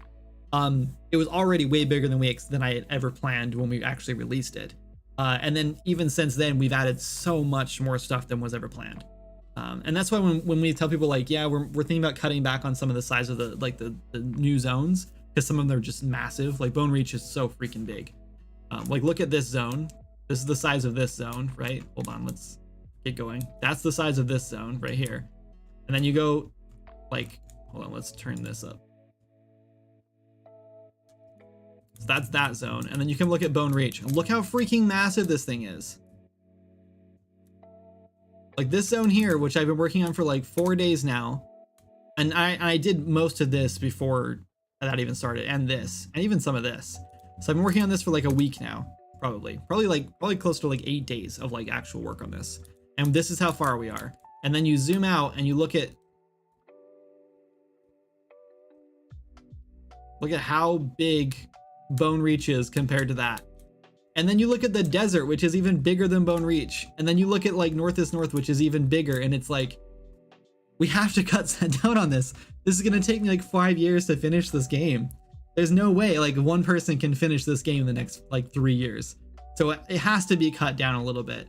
But it doesn't mean that there's going to be like less content. It just means the content's actually going to be finished in like sometime soon. Because even though like Azure is pretty small, I mean, it's still pretty big. But Azure is relatively small compared to like Bone Reach and stuff. And we still managed to cram so much content in there that it's just like most people leave Azure and have still missed a bunch of stuff, right? It'll be fun though, yeah. Yeah. I never noticed North is North was larger than Bone Reach. Yeah, it is. It would have been much bigger, but we already cut some out. North is North used to go like way out to here. In fact, all of this like used to go out like way further. I cut a bunch of this out already. And then there was Dragonlands, which was like twice Bone Reach. And then the desert was like probably 3 times Bone Reach at one point. And then we cut that way down too. So a lot of this has already been cut down. We've already cut a ton out.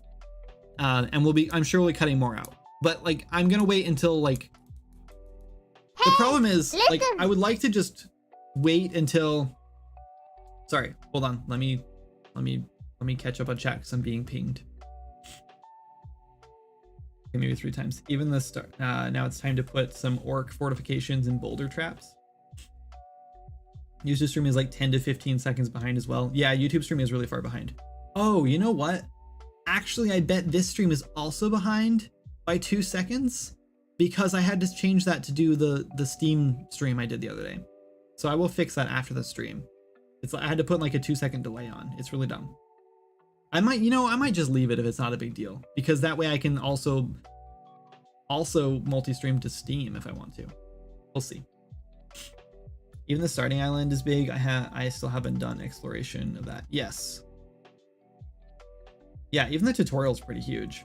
Do you work full-time and do this on the side, or is this your no, this is my full-time job.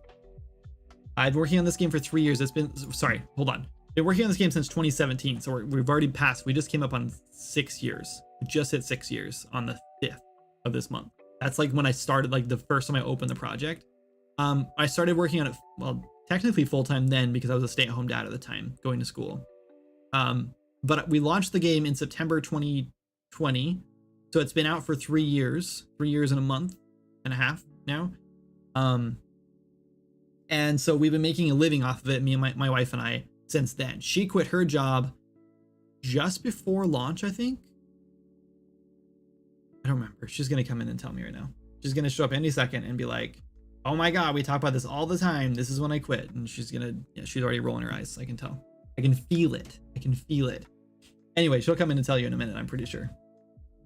Oh, I thought I heard her coming up. Maybe she's not watching the stream anymore.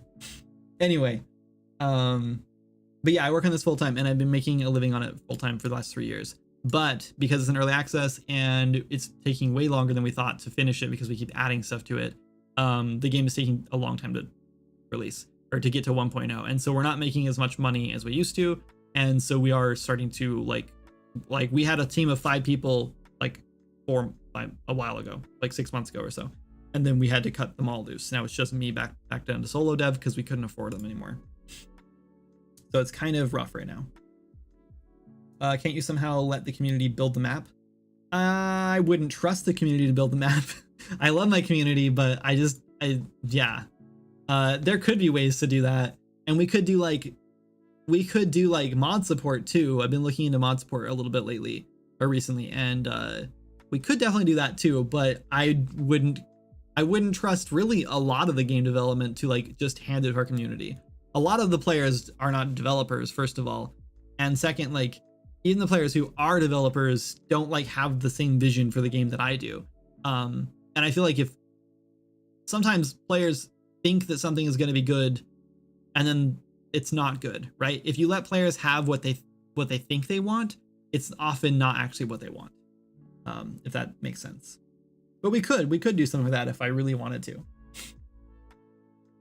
I would honestly probably rather, before we like let players just develop the rest of the game for me, I'd probably just like put it on hold and work on a different game to make some money. Like I'd rather just take a long time, I guess. But who knows? That was like a year ago, dude. Oh my God. Thanks, Lewis. My bad. Probably start watching your stream since 2019. Feels like a long time ago. Yeah, it was a long time ago. But yeah, 2017 was a whole long time ago. Have you ever made or participated in a game jam? Yeah, a whole bunch. Yeah, that's the thing is I don't like put a lot of stuff on YouTube, and I need to start putting more stuff on YouTube. I need to start making more YouTube videos. Like I enjoy the reaction of posting a YouTube video. I don't like creating the YouTube video. So I'm just like really off that. I do a lot of stuff on Twitch and I do a lot of things through our Discord channel though. If I go to itch, I don't know. I don't ever know what my itch page is called. I think it's kindredgames.itch.io. Right? Is that right? Yeah. Yeah, so these are all the games I've made. This is an asset pack I just released. It's also on the Epic Marketplace, like, along with a couple other ones I made, if you're interested in that for some reason. But these are all the games I made for game jams. This one was like 2021, I think. Where do I see the date? There's a date somewhere. 2021, April 2021. So this is the last game jam I did. Well, no, I just did the one recently, but I didn't finish the game, so I didn't get posted anywhere. But anyway, so yeah, I've done game jams, a few of them. I made a whole bunch of games. I probably made and finished like 10 games, maybe. Most of them didn't get posted, or they're posted on a different account. I made games with Tim Ruswick and a couple other people a while back. So there's definitely, I definitely have other games. I love game jams and I want to start doing more of them. I want to start doing more of them and take them a little more serious, because like the last one I was sort of just kind of, maybe I'll finish something, maybe I won't. I was kind of using it as a excuse to just make art assets for Arcane Toy Box, which is the new asset shop I'm working on. on the side. That's sort of my side project now. Then again, Jan and I have been talking because as much as I really want to focus on Arcane Toy Box and get more stuff out so we can start like slowly making more money, it's not making very much money. And I don't know how long it's going to take to get to that point. So Jana and I are like, what are we going to do about bills in the meantime? And so we have been talking about potentially another game project that we're going to like start taking more serious. It will 100% be developed in conjunction with Swords and Magic, because Swords and Magic is our primary source of income. And until that game launches, it still will remain that. So if we do it, it'll be like a side project thing. And we'll probably end up doing like, I'll probably end up streaming like 1 day a week and streaming Swords and Magic 1 to 2 days a week. So it'll still like, just because I need to start growing an audience for it. And Twitch streaming and like putting YouTube like devlogs out and stuff is like the best way I know of to grow an audience for a game right now, other than just like sending the key out to people to play. And since the game's in development, that's the best way to do it, I think. So yeah, so you guys might hear about a new game here soon.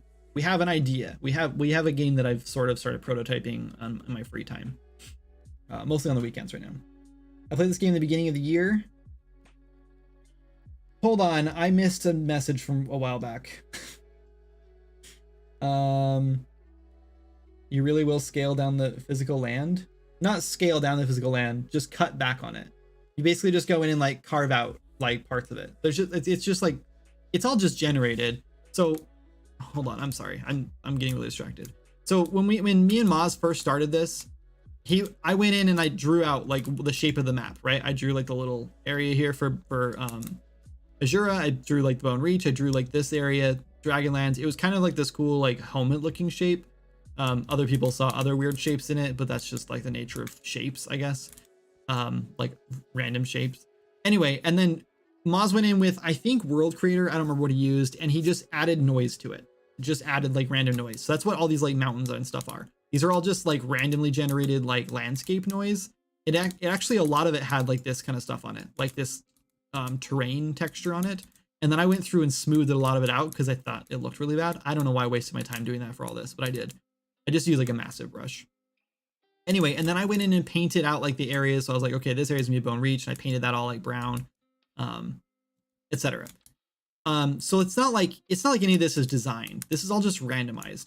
So when I went in to cut more like half this desert off, for example, because it was freaking huge, all I did was just grab like the smooth brush and I just like smoothed it all out so it's all flat. And then I deleted chunks of the terrain because that's causing performance issues too, having so much terrain sitting there that's not being used. And so that's all we're doing. It's not like I'm going to scale the whole world down. That would break everything. I just go through and cut parts off of it to scale it, to make the size of it smaller. Anyway, I'm just starting to learn Unreal. I'm so sorry, FriedX, if you're still in here, or FryedX maybe. Starting to learn Unreal and love your game art style direction. If you could give one piece of advice, what would it be? If you're still in here, everyone says it, but start small. The next one is, this is kind of what I tell everyone, is when you start making a game, when you're learning a new engine or learning, especially game development in general, don't start the game with an idea in mind. Just open a project, like maybe like a tiny idea, like, oh, I just want to do like an RPG or something like very, very generic, right? Don't have like a storyline in mind. Don't have a bunch of features in mind. Don't have a bunch of mechanics in mind or anything, or maybe not even an art style, honestly. Just go into the project and just start adding one little thing at a time. And like that, like creativity of like, as you're adding it, you're adding new things in is like really fun. And that's how I started Swords and Magic, and it grew to be this, which was maybe not the best thing. And if I would have gone in with like a plan, I'm sure we would have been able to keep the scope a lot smaller and like managed how the mechanics fit together and everything. Cause a lot of things right now are just kind of like slapped on after the fact because we didn't really plan for it. And so because of that, every time we add a new feature, we're like, oh shoot, how is that going to affect this old feature? Because we didn't plan for those things. But because of that, because it's so like fluid and dynamic, we can just add things when we want, because it's like that. The game just kind of grew organically into what it wanted to be. It was really fun to develop. And so I highly recommend, if you're just starting out and you just like are figuring out how like your systems work or your engine works and stuff, just play. Right? Like you treat it as a sandbox, like you're playing with Legos or something, and just like build those little pieces, those little mechanics one at a time, because then it keeps you engaged and it keeps you excited about the next thing. If you go in with a massive idea in mind and you're like, hey, I only have to make a crafting system and an online multiplayer system and PvP, and I have to make this thing and this thing, you have all this stuff, it gets really overwhelming really fast. So if you just start really small and add on to it, then it's like playing. It's just like playing with a toy, and you just like get to expand on it when you're ready for it. And if you're not ready to expand, you're not going to. And that's good. That's a good way to do it. But also knowing that, and if you go into it knowing you're doing this, don't expect to ever release that game, because by the time you get to the point where you've added all these features and stuff and you've learned all this stuff, you're going to look back at the very first few things you did and you're going to hate all of it. And it's going to be bad. And it's going to feel like you built the whole thing with like duct tapes and like strips of cardboard. It's going to feel so bad, and you're going to want to go redo all of it. And that's the point. Like when you realize you have to redo it to make this game work out so you can actually release it. That's the point you want to start over, and then you plan. And then you plan everything out. That's my opinion. That's my feedback. I played this game in the beginning of the year. I had no idea this was streamed. So happy to see live content creation on a game I enjoyed. Yeah, of course. I've been streaming this for a while. I just started streaming way more regularly again recently. I took a lot of time off because we had a new baby and lots of stressful stuff going on. So, yes. Anyway, it's easy to end up with tons of game creeps with big games like this. Yes, for sure.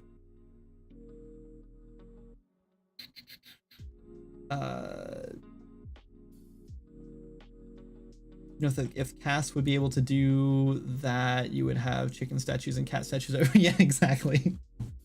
What are the concept art for the zones you showed? Oh, those are 100% Midjourney. So I was planning on putting that like generated with Midjourney at the bottom. And then what happened is I started editing the video just yesterday, and I was like already so frustrated because I hate editing videos, and I was just getting all the footage and stuff, and I was already frustrated by something. I don't remember what it was. And then Jana came in and she was like, what are you upset about? And I was like, I just hate doing this. I hate this part. I just want to work on the game. I don't want to work on this. And she's like, how about you go downstairs with Quinn and I'll play with it and I'll edit it. And I was like, okay. So I went downstairs, and I think Quinn and I watched a movie, and then Jana came back down like an hour later and she's like, okay, I'm like a quarter of the way done. And I was like, oh, really? And she was like, yeah. So she went for it. So she just edited the whole thing. And then she got done with the whole thing, and I didn't even think about the Midjourney thing because she had put concept art at the bottom. And then by then she'd already like started the render and stuff. And so we just left it. So I didn't mention that's where it was from, but I should have. But yes, it's 100% AI generated. It's all from Midjourney.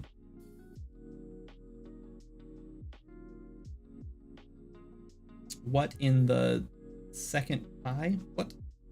Step 3 is Cinti assets. Step 1, download UE5. Step 2, create a project. Step 3, step 4, profit. Yeah. Perfect use for AI art. I thought so too. I like using AI art for concept art.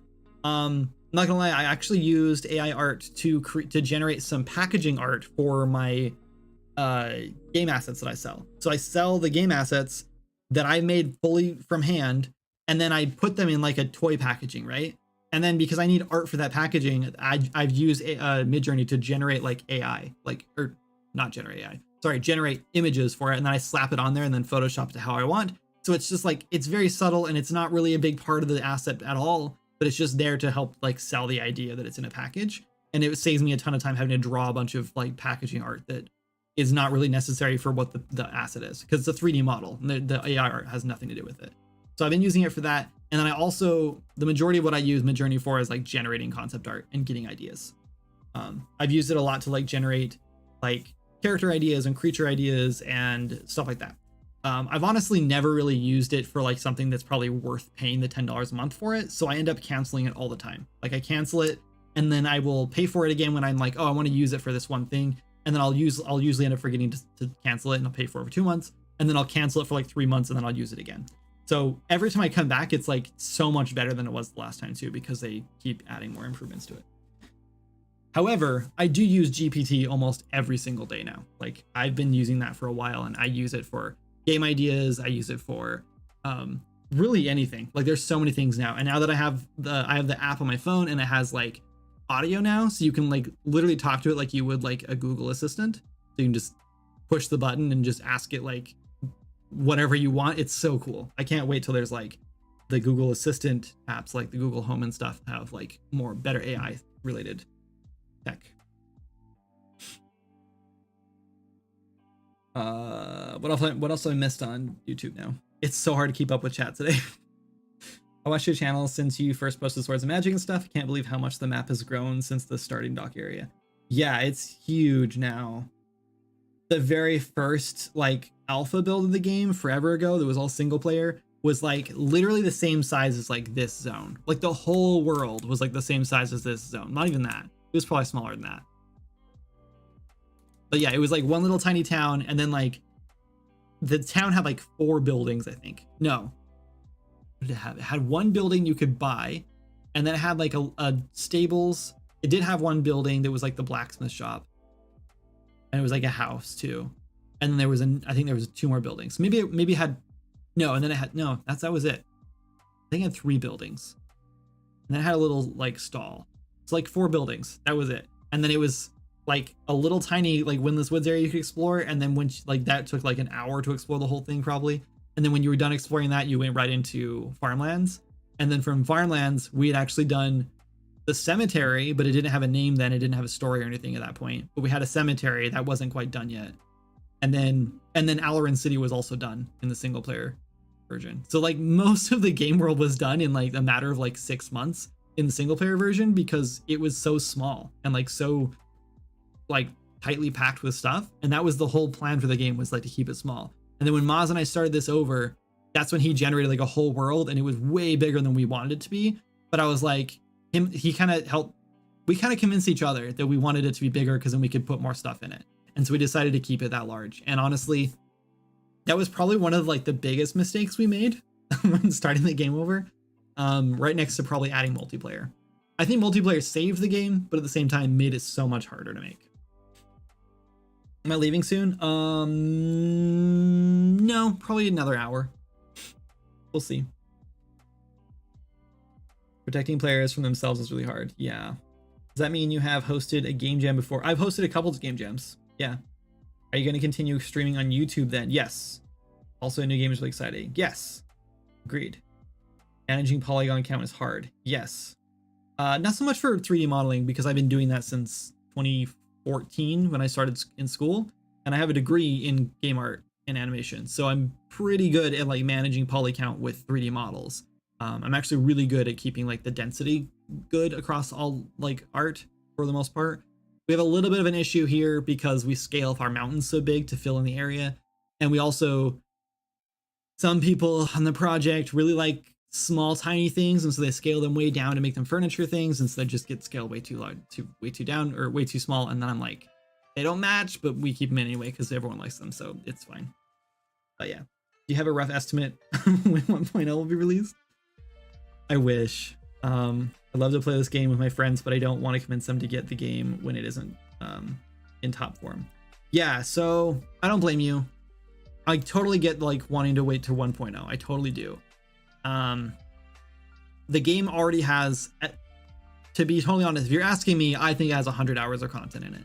But some people will say if you just run through all the quest content and you don't grind to like level up all your skills and craft all the things and decorate your house and do all that extra stuff, then there's only like 40 hours of content, 30 hours of content, somewhere in there, 30 to 40 hours.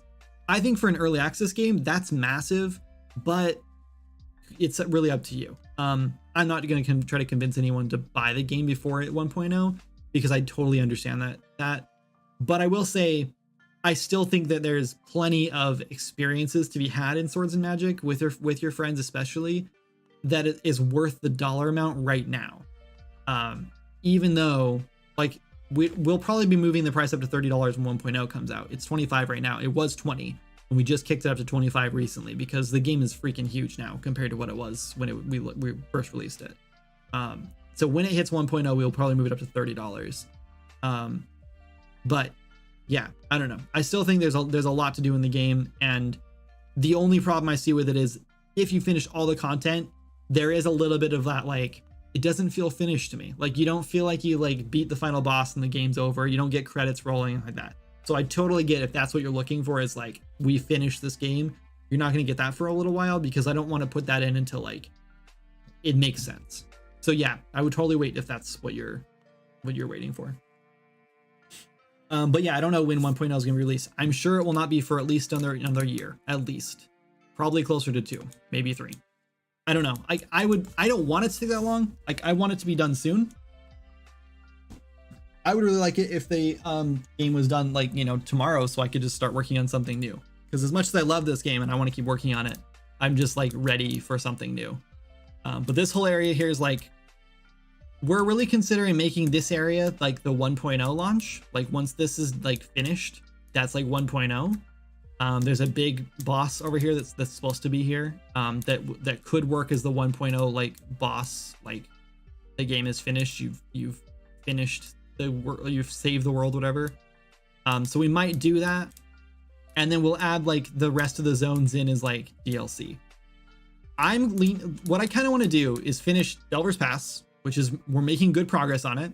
I think it can launch not soon, but like it's in progress, and it's a smaller zone. It's way more manageable in my opinion. We're trying not to add anything super new to it. So I think that's well in the works for like launching potentially this year. And I say that with a huge grain of salt. So like, take that how you want to take it, but there's a potential that it could launch this year. Not saying it will, but it could. And then we could start working on the next zone. To be honest with you, I've kind of considered scrapping Iris Lake entirely. I don't know yet. We haven't decided, because it's really not a necessary zone. The only thing about Iris Lake is we decided, oh, that's where the Shardlands should be, or should have been, and then they lifted off and left a huge lake there, and that could work.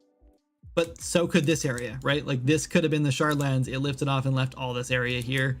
And then same with this area. This also could have been the Shardlands, and it lifted off, and like now it's just left all these like, by the way, these are 100% just like thrown in here. These are just placeholders. This is not what this zone's gonna look like, but it is gonna be a bunch of like spikes of like earth coming out. So we'll deal with that when we get to it. But yeah, we could easily also put it like anywhere else. So it's not really a big deal if we keep Iris Lake. It could just be ditched. It was actually a zone that I took over from my MMO I made in like let's see, when was that? 2007, 2008. I made an MMO. It got featured on IGN. It was made in RPG Maker. It was garbage. It was made by like 5 different people, and literally no one worked on the game but me. So it was my game entirely as I started it, and then I brought on a bunch of random people who were just volunteering to work on it, and no one did anything but me. I was using all like pre-made like art and stuff from like the RPG Maker community. I didn't make anything myself really, except like 1 or 2 little sprites or something. It was bad. Anyway, there was a zone in it called Iris Lake. It was like a big, long, tall zone, and there was a river, like a lake down the middle of it, and I just loved that zone. It was really cool. I thought it was really pretty. Looking back, it's still really cool in my head, but I know if I went and looked at it, I'd be like, this is stupid. This is not good at all. So that's the only reason that's even in here, because I wanted to like do a throwback to that zone in that game. How many people on the team at the moment? Me and my wife. And my wife doesn't work on the game anymore. I guess she does a little bit, but she mostly does like, she designed like the cooking system, and she does like she puts in recipes and puts in like stuff like that, but she doesn't really like make the game. She doesn't do any coding, and she doesn't do any level design really. She does build houses sometimes for like the player housing things. She likes that. So it's mostly just me. Launch confirmed. You're also not selling the art, especially for concepts, but it helps get what's in your head out. Yes, for the AI stuff. Yes. Sorry, I missed that. It's a multiplayer part, but yeah, the current map size is way bigger than I expected. Yep. Scott, you haven't seen the whole map before? Give a rough estimate. Been thinking about ways to help fund and get the game out there. Maybe you can host an event and invite more known devs or streamers to play it, so more people see the game and support it. Yeah, so we've done things like that. So do you guys know who Yogscast is? They have a thing called Jingle Jam. Last year we literally donated 100,000 keys to Jingle Jam, and in our mind it was like, this is 100,000 people that are gonna be playing, or not 100,000, but however many people like actually like end up installing and playing the game. Most people didn't do that. I think it was like 60,000 or something. They gave out 100,000 keys, but only like 60,000 or so actually ended up installing the game, and we got to cancel the other ones. So about 60,000 people playing the game. We thought all their friends are going to see it. They're going to invite all their friends to play. Many of them are going to be like streamers or YouTubers. this is going to be really good marketing for us. So we were really excited about it. By Halloween, no, we were excited about it. We donated all those keys. And then what happened is a lot of people did stream the game. A lot of people did do YouTube videos, but every single time someone was like, oh, what's this game? They're like, check out the Jingle Jam. It's on the Jingle Jam. So while I'm super glad that we donated all that stuff for charity, it literally did nothing for the game. I'm pretty sure it didn't do like, I don't think we made an extra $1 from that because every single person who was excited about it went and then they bought the Jingle Jam. So we didn't get a penny of that money. So personally, I think that Yogscast should give the developers like a small cut. Like, I don't know what they do. Maybe they add up the quantity or the cost of all the games together, and then they take like a 5% of like that cost or whatever, and give back some. I don't know. Like, it doesn't matter. It's not a big deal. I don't think we'll be doing Jingle Jam again because I think it just kind of, I don't know how to like explain it, but like it washed out our audience, right? Like we just gave a ton of keys out to people. A lot of people who would have never discovered the game otherwise, so that's not a big deal. But yeah, it didn't really help. So like big events like that are cool, but if we give out too many keys to people in that sort of situation, it doesn't really hurt or it doesn't help us in the long run. So, but I am really glad that we got to help charity and that like it was worth it in the end because they made a ton of money for charity, so it was worth it. It just sucks because I thought it was going to help us as well, but it is what it is. That must have been where I got the game. Well worth getting the jam. Yeah. How many people on the team? Nice. Yeah. We were up to like 5 people, I think, at one point. I'm not going to try to list them all because I always miss one and then people get mad at me. I always forget Soupy or something, and then they're always like, what about Soupy? And I'm like, yeah, but he wasn't like in the project, so I always forget that he technically was on the team, and yeah, he's still in our dev office, so like he still counts, I guess. Anyway, let's paint this all brown now. I think this is done, and then we'll put the trees back in so we can leave it how we left it, plus but better. Landscape, and I'm still behind on chat. Just want everyone to know I'm still behind on chat, but I've been doing nothing for the last like 10 minutes, so I'm trying to get something done. So I guess I need, if I'm going to stream on YouTube as well, I love the interaction on YouTube, don't get me wrong, but if I'm going to start streaming on YouTube as well, I think we need to think about, or like, I just need to go into it realizing that I'm probably not going to get anything done. I kind of want to like just leave some like grass here just because it looks nice.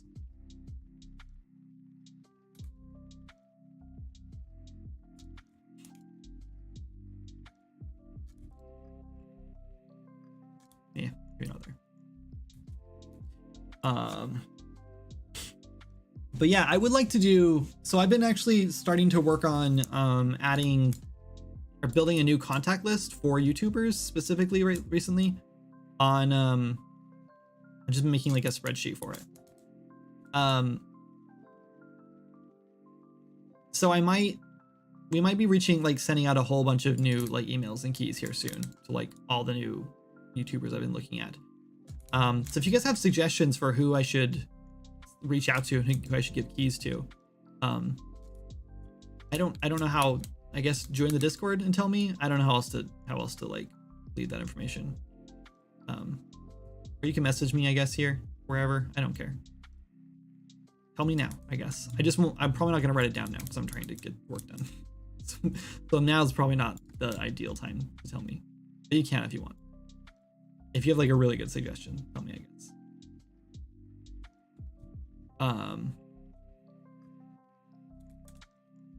How much of this should we keep grass? How much of this do we keep tree? It looks like I went through and painted all this. So I guess we'll do that here too. Let's just try to keep that section as grass, I guess. I want the game, but my computer is actual garbage, so hopefully by the time 1.0 releases, I'll have a better computer. Yeah, so to be honest with you, the game, it's better now. I've been doing a little bit of performance fixes on it, but yeah, it does not run on a potato, that's for sure. It is made in Unreal Engine. We do use post-processing. It's a massive open world with no loading screens. So it does take a bit of a beefy computer to run at like 60 frames per second. my computer is I have a 2070 GTX and an i9, I think. And I get about 50 frames per second in like the overworld, like just running around in the open world with like everything in front of me. That's like the lowest it kind of gets, unless I'm in like a zone where there's people who have like a ton of stuff in their houses. If I'm in an area where people have been building houses and it's like huge, then I get a lot like down to like 35 in some places. But yeah, it's not super optimized yet because it's still in development. So yeah, I don't blame you if you want to wait till it's better optimized and wait till you have a better computer. That way it's not as much my responsibility to make sure it runs, I guess.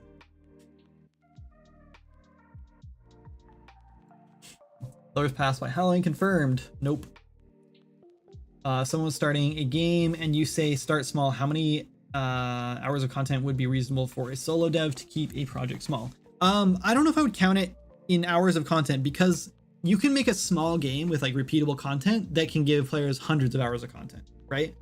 And that game could take you a weekend to make. It depends on what you make. So I would measure it in development hours. So how many hours of development do you want? And yeah, I guess that you could, like Mike just said, 5 to 10 hours of content is small. I think 2 to 5 hours is small. That's keeping your game small. If I were going to make another game like now, the next game I make is going to be single player for sure. The next big project I make will probably be multiplayer, but the next one I'm planning that me and Jan have been talking about would be single player. So I'm thinking I want at least 2 hours of content in it, but I also want it to be like a 6-month dev time or smaller or less than that maybe. So it really depends on what you want. If you want to spend, it really depends. Like if you've made like game jams before, or you've done like game jams before and you made games before, or if you've done like a 3-month project before, then like really you can go bigger, right? Like you can go to like a 6-month or a year-long project if you finish games that took you a few months. But if it's your very first project and you're not really sure what size to go with, I would say like 3 months. Like try to keep it within like a 1 to 3 month scope, because I feel like anything beyond that you get burnt out real hard, or it's too hard to like gauge how long it's going to take, right? So you like, if you're thinking, okay, I'm going to make this game, it's going to take me 6 months to do. If you haven't made a game before, it's going to be really hard to like actually plan out what's going to take or how long it's going to take you to do everything up to that 6 months. And you should probably do that for your first project. If you're like, I'm going to sell this game. If you're going to market and sell the game, then you should probably plan out not necessarily every single step, but all of your mechanics, all your features, all your like content, like what you're planning on putting in the game. You should plan out roughly how long it's going to take you to make, and make sure it's not going to take you 6 years to do, because you just want to keep it manageable. So yeah, I guess it really depends on like what you're planning on making and how long you want it to take. Yeah, just keep it manageable. I really think that 1 to 3 months is a good time frame for like your first commercial project. But again, it does depend on what you're making and like what your plans are with it. Because if you're gonna make like a roguelike, let's say, it seems like a lot of people want to make roguelikes recently. So if you're making like a roguelike, I think like 3 months is a good time frame to like get a small roguelike done. But that small roguelike is not like Dead Cells, right? Or like Hades, right? You're not gonna get that. You're like Binding of Isaac. If you cut like, let's say, I think that is kind of a trap because there's like so much depth with Binding of Isaac. But if you wanted like the core game of Binding of Isaac with like, let's say like 20 items, I think that's like a 3-month project. Unless you're brand new. If you've never made a game before or never like done a game jam or done any development before, and that's like your first project, first, I don't suggest even like having an idea for your first project. But if you do, you need to like triple the time you think it's going to take. And even then, if you've never made a game before, you probably don't have a clue how long it's going to take. And so now you're in a situation where it's like, you're just wildly guessing, like, okay, I'm guessing that like the combat mechanics will take a week, and you have no idea how long it's going to take. And in that case, I don't think you're in a spot where you should be even like estimating time. You should just be playing the engine and having fun and figuring out what you want to do with your skills, like by just like learning. It's like sometimes you get into the engine and you're thinking, I just want to make games, and then you realize like I don't want to make games, I really like animating or something, you know. But it really depends on what you want to do. I don't think this is gonna work. I think that we put this here, but it's way too narrow. We can make it work. Can we make it work? I think so.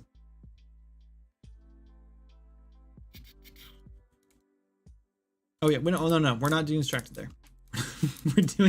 we're doing the trees back here. We're going to terrain level, and we're going to foliage, and we're putting our trees back in, because that's where we're at now. We're not getting distracted with the next area.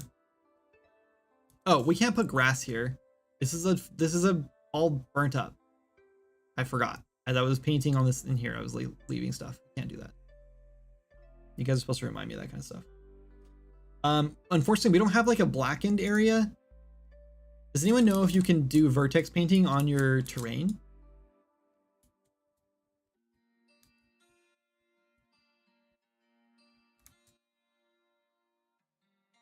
What? Oh, I know what's going on. I turned down the strength. I'm trying to figure out why that was like not painting sometimes.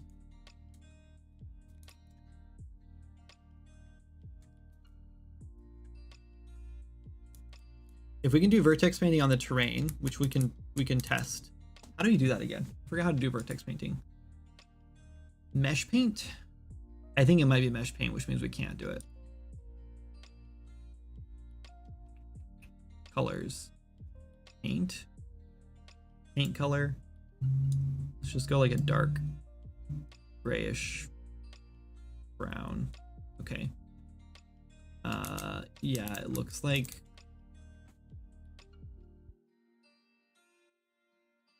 color view mode. Sure. Oh boy. What have I done? Off.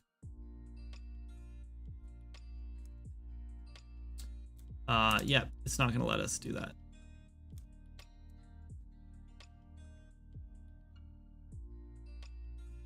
Maybe this isn't vertex painting. I don't remember how we did this. We did vertex painting on in another area. Enable brush flow. Ignore back facing. It might just be because these are so low poly. No, it would still show up. It's fine. Do you get anything done? But do you get anything done when you only stream to Twitch? I don't get anything done when I stream anywhere. It doesn't matter where I stream. There was a quest here on Kickstarter. What quest did those end up being? / have they been implemented yet? I have not got to any of the quests yet. That's something that I should have been doing earlier on, but I haven't. Every time we like go to do a quest, it's like a specific thing we have an idea for, and like I just haven't found a time to like sit down and like go through those quests. I think there's only like 5 of them though. I think could be a little more than that. If you're a person who did submit a quest, it will get in the game eventually. I just haven't got around to them yet. I also haven't put in any of the weapons yet. I've only modeled like 1 of the weapons, maybe 2, but I have not put any of them in the game yet. I kind of wanted to wait till the game was a little bit further along, and then I was just going to go back through and find places where they fit really well. But we're kind of at the point now where it's like, I'd rather kind of just, I don't know, I might just want to like put them in. So we'll see what happens. I really thought that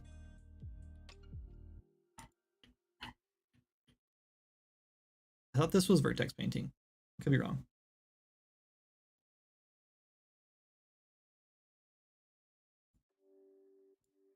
Well, we don't have, I mean, I could go make another layer for like a blackened like dirt thing. We could also just use like some decals maybe for it. Just do like some faded black sections, or we just don't worry about it. We just put the black trees in, and then we can do like piles of ash, like black, like gray piles. Let's try that first, and then we'll go from there. So foliage, let's put some trees in. Single over there. Okay. We'll start here and then we'll go. What are you doing? Single. Hold on. I'm placing them and they are showing up as they're posted or pasted, placed, created, but they're not showing up in there. Why is that?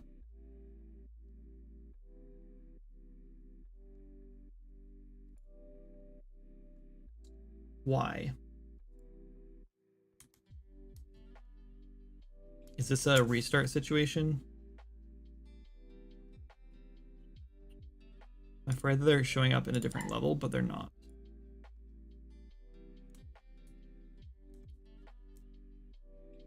I think we might have broke something. This might be an engine restart situation where like something's off. Oh, hold on. Wait, no. Nope, that wasn't it. Erase was highlighted for some reason, but that's not the issue.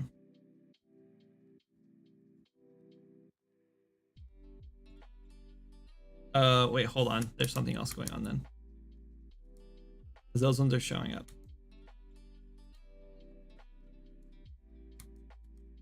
Now neither showing up. Great. What have I done? This was working just the other day because I posted or I pasted a bunch of these in here. Why do I keep saying posted?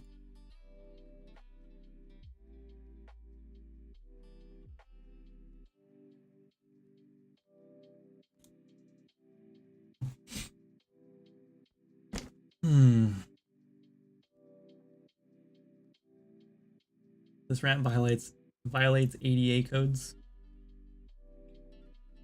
Must have been where I got the game. Oh, I read that one.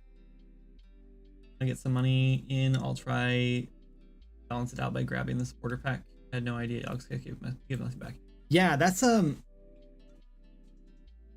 don't know, but like Jana's like a really nice person. So she's way nicer than me. So she's every time I bring this up, like, which is not very often, but like when we do bring this up, she's always like, Michael, we gave a bunch of money to charity. Like we donated all our keys and then all those people bought the keys and they gave a ton of money to charity. So it's okay. And I'm always like, yeah, but think about all those like devs. Like we were not in a situation where we really desperately needed the money at the time. We were getting to that point. So we were like, this will be a nice little boost to our income so we can like, survive another 6 months and keep paying our team. And then it didn't work. Like we didn't get like anything from that. And so we didn't make any money extra really. And so we couldn't keep paying our team, which did suck and did hurt us. But I was way more concerned at the time when I realized like we weren't going to make any money. And like when I saw that it wasn't helping us, I was more concerned about those smaller studios that were like, oh my God, we're getting invited to this thing. We can give away 100,000 keys. Think about how this is going to blow up our game that like, that might only have like 1,000 sales at that time. Or less, far less probably. And then it didn't like do anything like for us. And so then I was like really kind of like frustrated because I was like, if they would have just given like 5% back to the devs or whatever, that would have like given a ton. That would have give like each of the devs, even if you just split it evenly, a lot of those smaller games would have made a bunch of money, and it might have been more money than they even made on their games selling them. And so that's why I was kind of like frustrated with it, and I kind of wish they would have just given money back. And if I had the opportunity to like give them feedback about that, which I don't, I guess I could email them, but I don't think me alone is gonna change it. And again, it sounds really greedy because I was one of the devs, but I really do think they should give 5% back to the developers, just because like, I don't know, it's not like we're not just donating our time, we're donating like $100,000 of a $20 game, or 100,000 keys of a $20 game is not a small amount of money, right? That's $2 million. Am I wrong? Or is that 200? Wait, hold on. 100,000 times 20, $2 million. Yes, there's too many zeros. I can't figure that out. Yes, that's $2 million. So like, that's a freaking lot of money. It was potential like sales. Not that we would have ever made those sales, right? We would have never had that many players if it weren't for them. But still, like, that's a ton of money we're just throwing away. not throwing away, donating. But the point is, I don't know. I guess I just see it as like, I just some of like the smaller studios gave away a ton of keys and have probably never made a ton of money before. Like we had enough money, we were paying a 5-person team. So it's hard to like, it's hard for us to be like too upset about that because we were okay. But I don't know. I just think you'd also entice a lot more people to give, right? If you knew that you were going to get 5% back. I don't know, or not 5% back, but you know what I mean? Like 5% of like, maybe not even like the whole thing. If you just took like the cost of all the games or something. I don't know. I don't know how to explain. I don't know how to do it. I'm not a business person, obviously. I just spilled on myself. That's karma.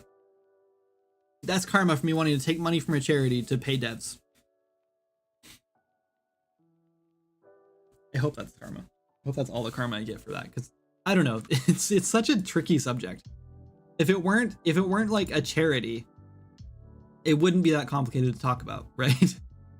But since it's a charity, it's just sort of like, why is this not working? It's I don't know, it sucks.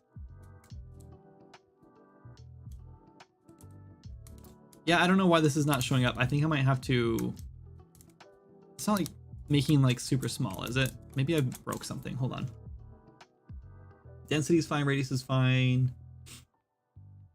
0.7 to 1.5, that should be fine. I don't see what the problem is. Single instance node override. Oh. Hold on. Why is this happening? It's our coal distance? There's no way that's 35,000 units, buddy.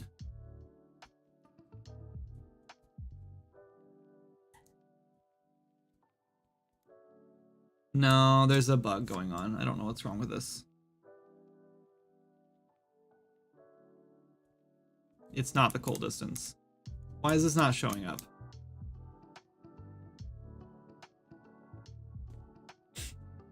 But do you get anything done when you... Did you already read that? How would you recommend a beginner to market a game?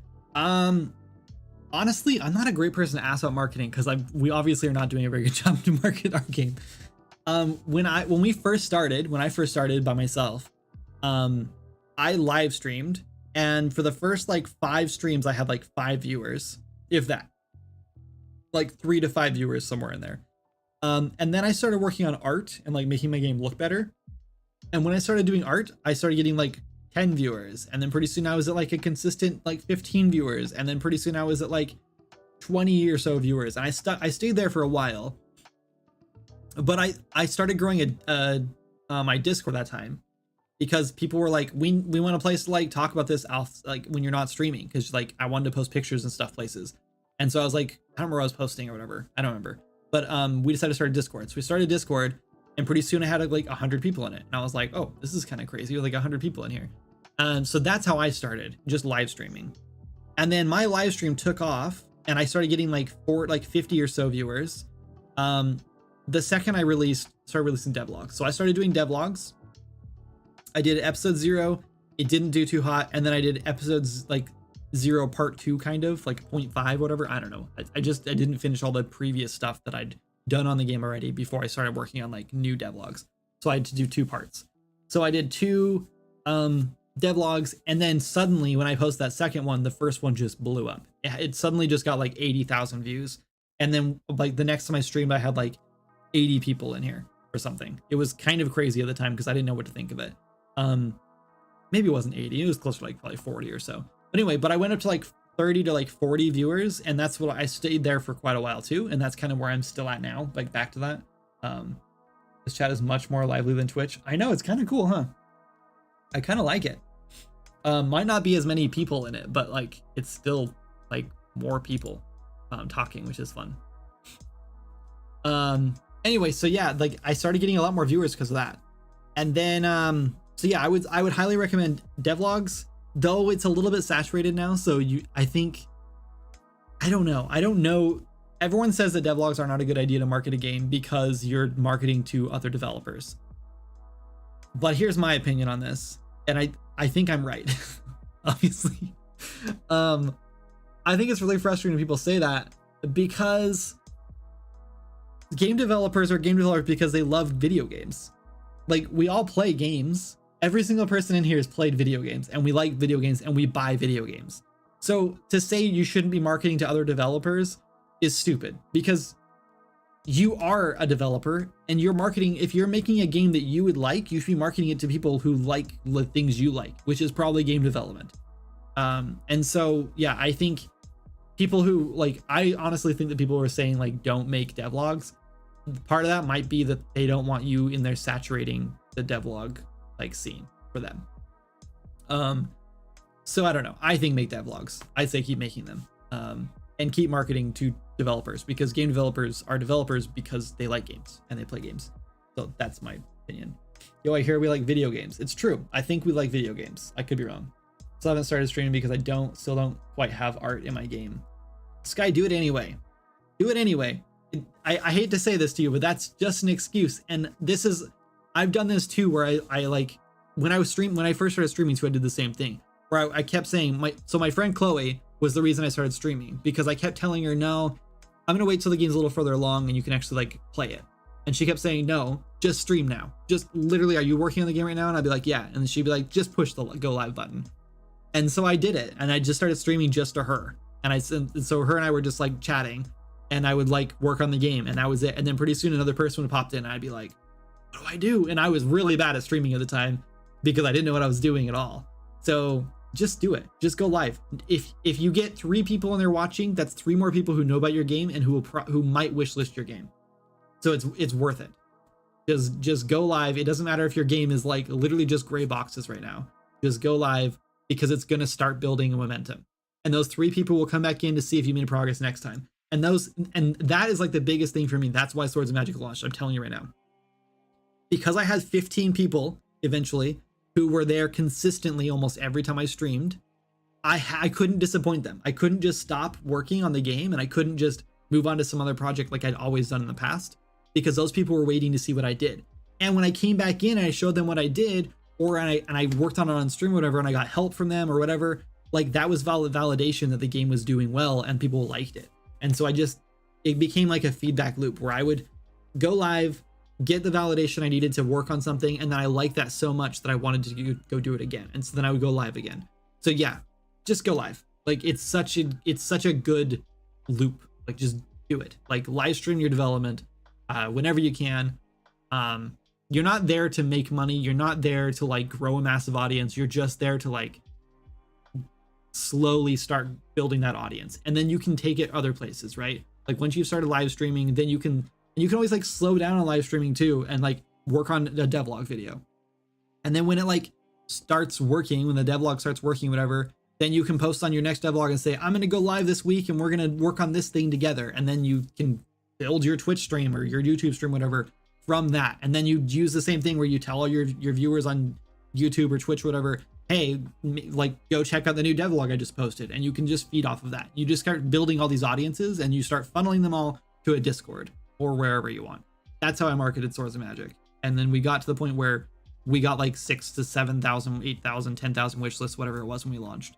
And then Kickstarter helped a lot too, because Kickstarter actually promoted our game like crazy, because they liked our game a lot.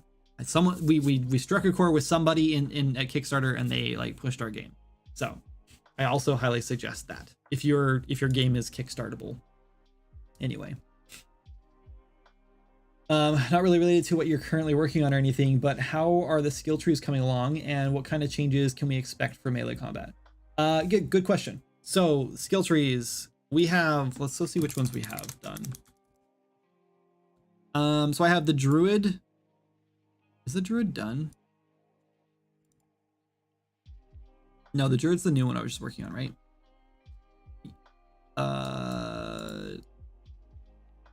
The druid has wild growth and updraft.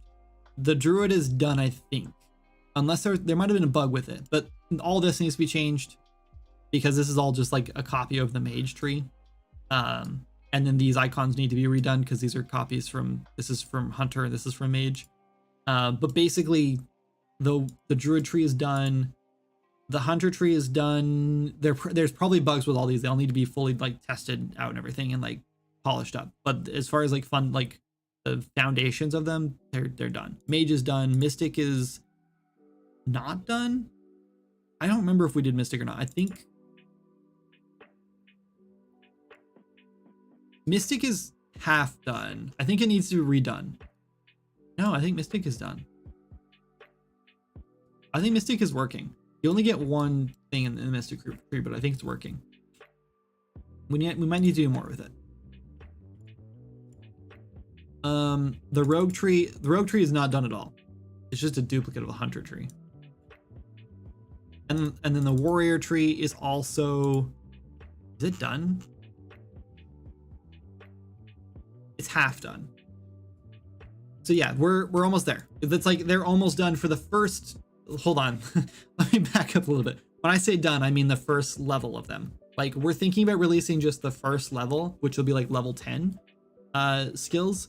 I want to go up to level 30. The problem is that I don't really know what the end game for like the level cap's going to be yet. And so I'm not sure how to balance the skill trees out. And I don't know if I want to just like give everyone all the skills suddenly, because the problem with that is that we might run into a situation where like we can't take those skills away, and we probably can't. Actually, I probably can. I don't know, but I don't know if I want to. I don't know if I want to like give everyone all these skills and then suddenly be like, oh, sorry, we're stretching them out and they're going to last longer. So now suddenly you lose all your points and you're back to like getting just a couple skills.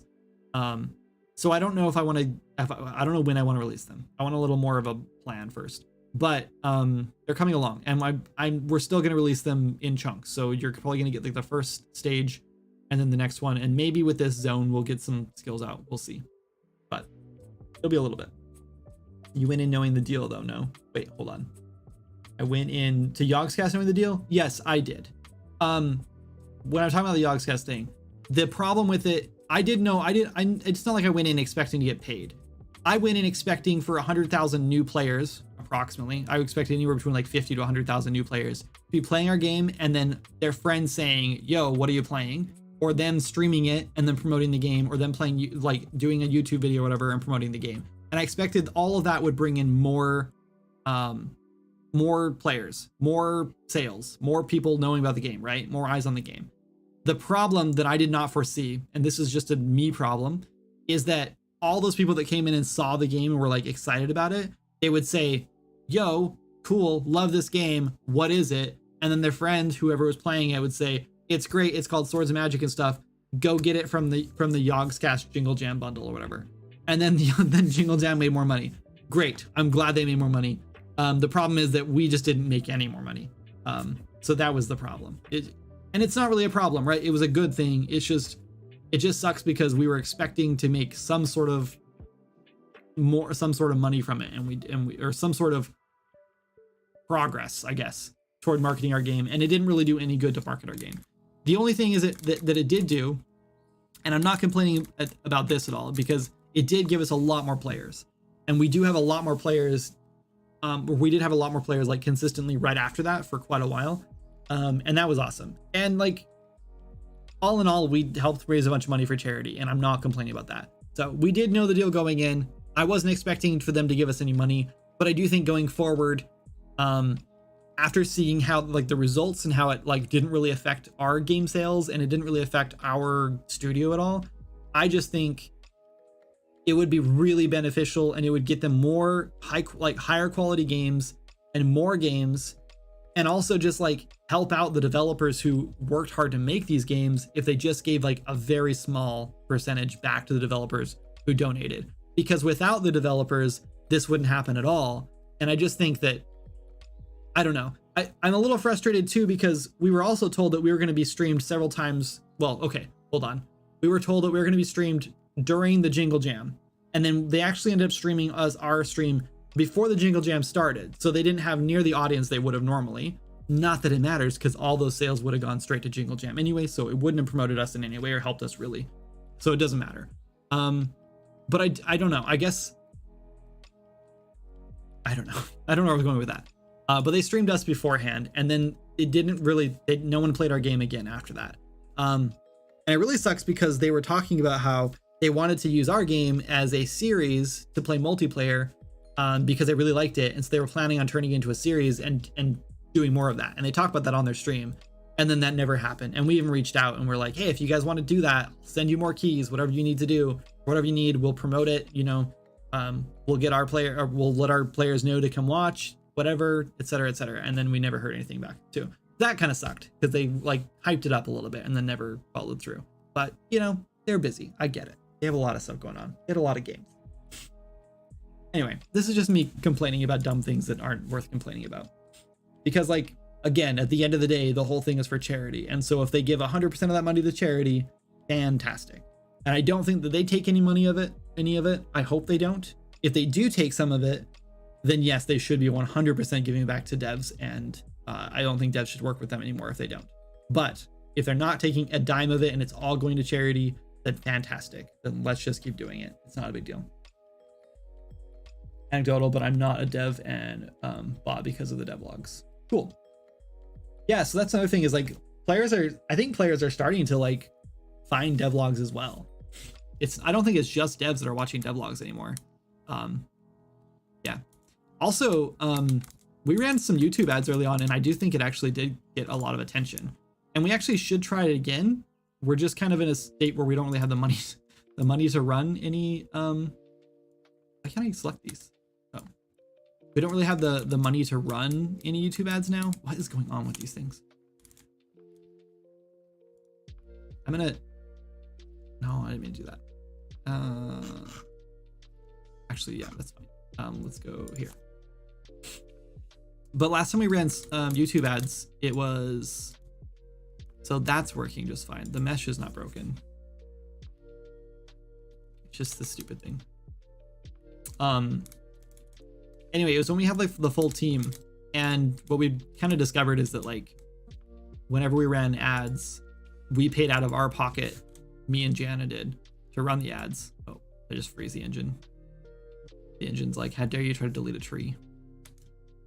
And then because we split revenue, then like almost all that money just went to the team, and it was like, oh, well, this isn't working out for us because we're paying like, let's just hypothetically say we pay $100 for ads, and then like 80 of like, let's say we make $120 back, which is like crazy good, but then like most of that goes to like or let's say we make, yeah, so we pay $100, we get $120 back, and then like 50 of that goes to the team.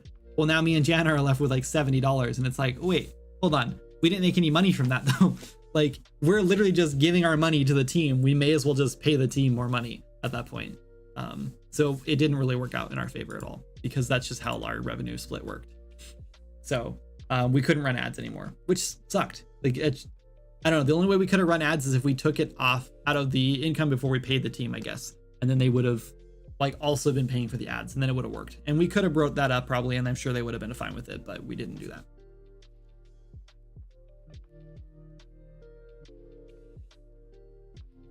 Yeah, and Jana manages the Trello as well. What do you use to keep track of what you're doing and needs to be done? Yeah, just Trello. Have you been in the programming and dev community for a while? Oh, you've been in the programming community, dev community for a while, but I want to start a channel to show my progress on games. How should I balance videos and game progress? I wish I knew tech. That's like something I struggle with a lot. I really struggle with trying to balance that kind of stuff because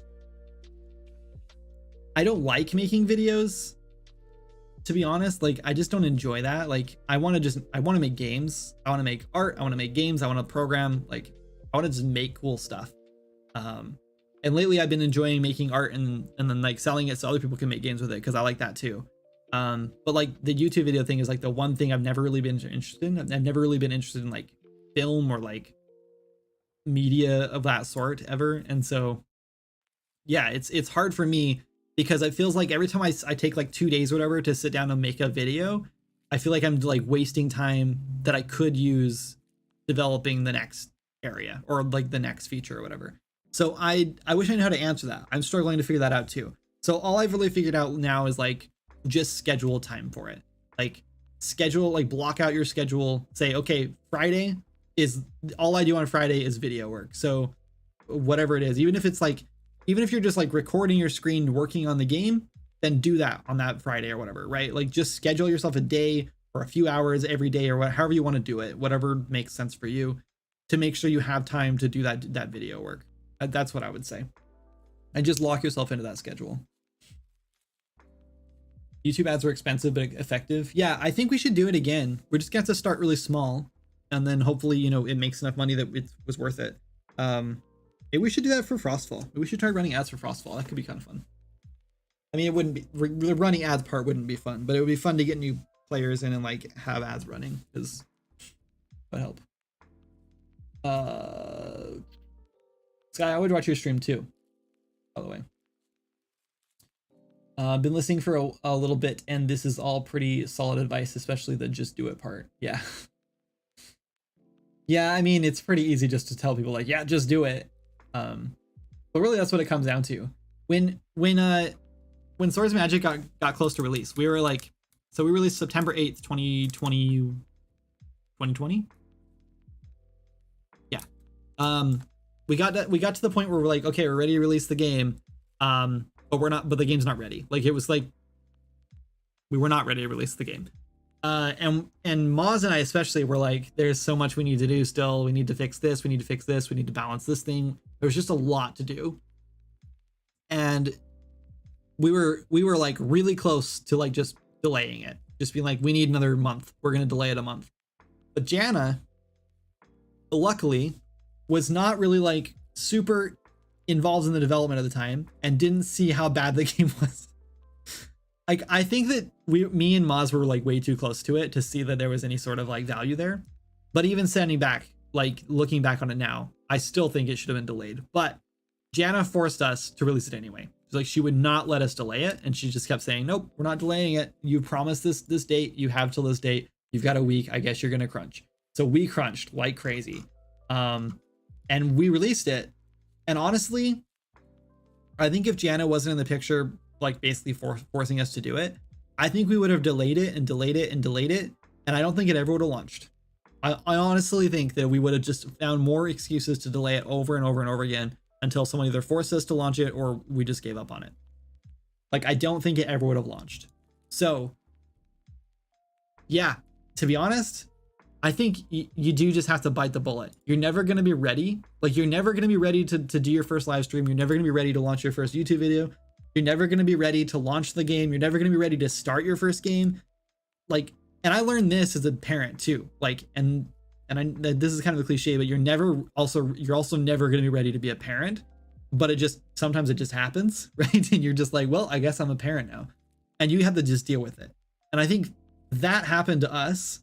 And I think my daughter honestly was like the big reason why Swords of Magic ever got released, because I learned that sometimes, like in life, you don't get to decide when you're ready for something. It just happens.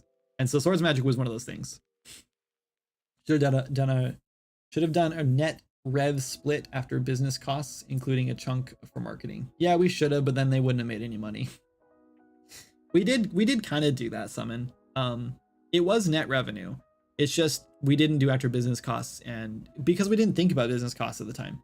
Like, at the time, business cost was like, oh, I'm gonna buy an animation pack for $30. Like, and I'm not gonna make the team pay for that, right? Like, that just seemed dumb. So game tip step 1, learn marry Jana.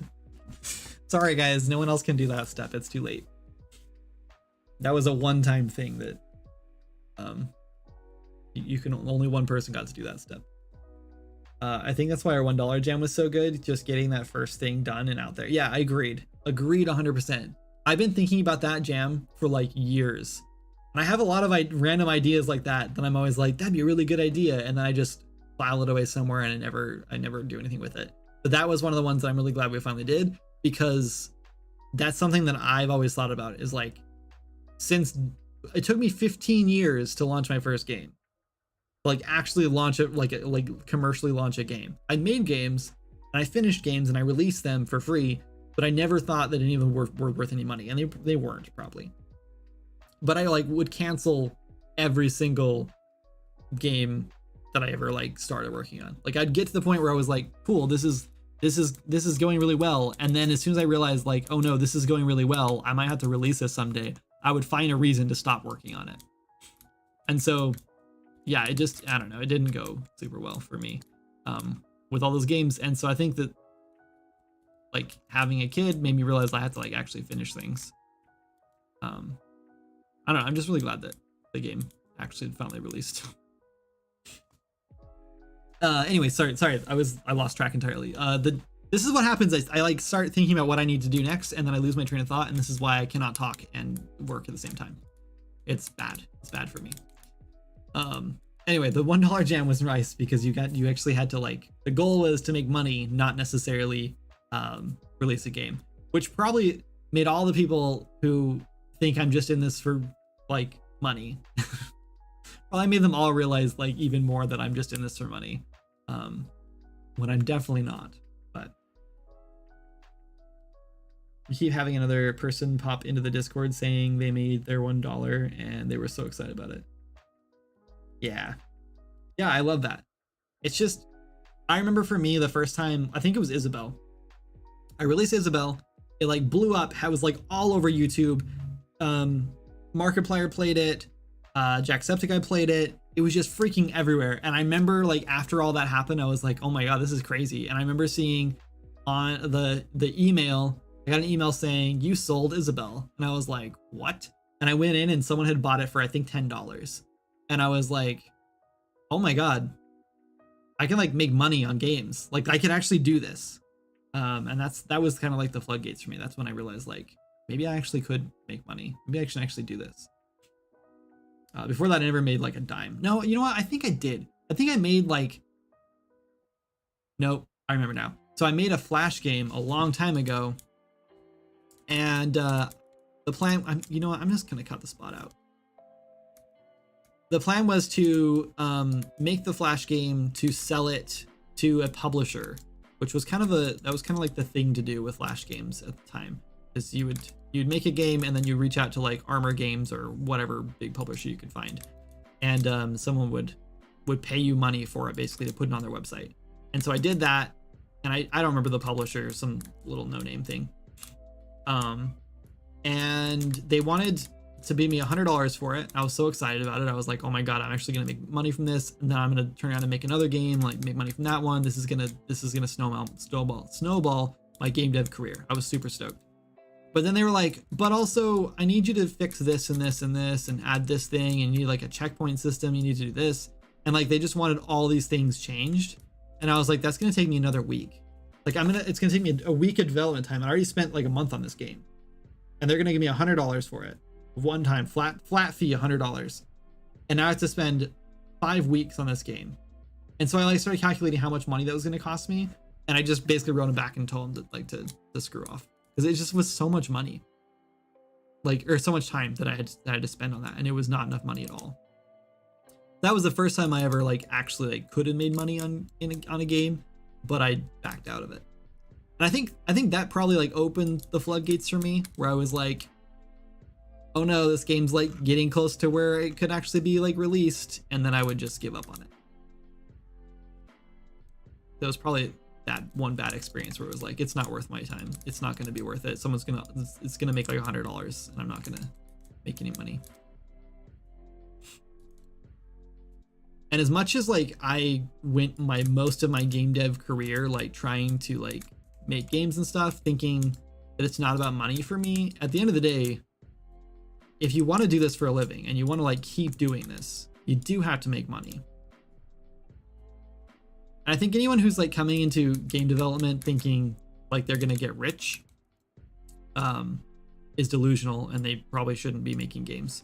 But anyone who's coming into game development thinking like it's all about the art, and they don't care if they make money, and they're just doing it because they love game development and all that stuff, I think it's admirable.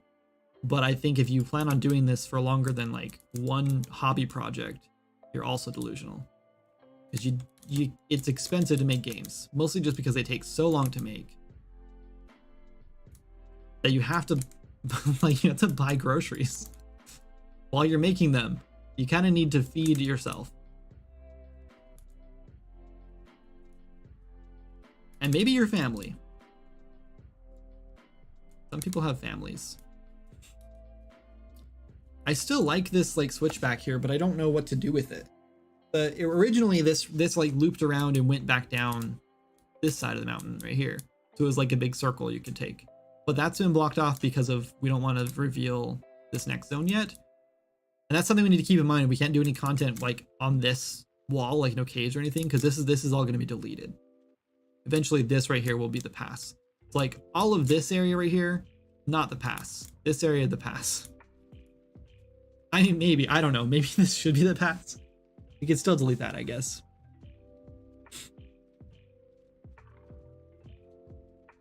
Because it does seem kind of silly if like Delver's Pass is just like this one little switch right here. Like you just whoop. I don't know. You just need to make another horror game, I guess. Yeah, so I've been considering it for a while.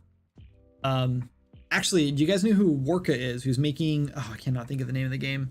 He streams a lot. And he's making he was making like a Phasmophobia type game.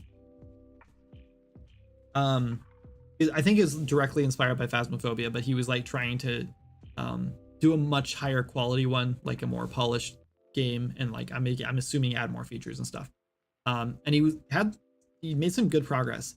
I think recently he talked about switching to an open world horror game. And when I heard that, I was a little frustrated because I've had this idea for a while, and I'm going to lay it on the table. And I guess if someone takes the idea and runs with it, then so be it, is what it is. Because I don't think I'll ever get the chance to make this game. But I've had this crazy idea where I wanted to make an open world horror game.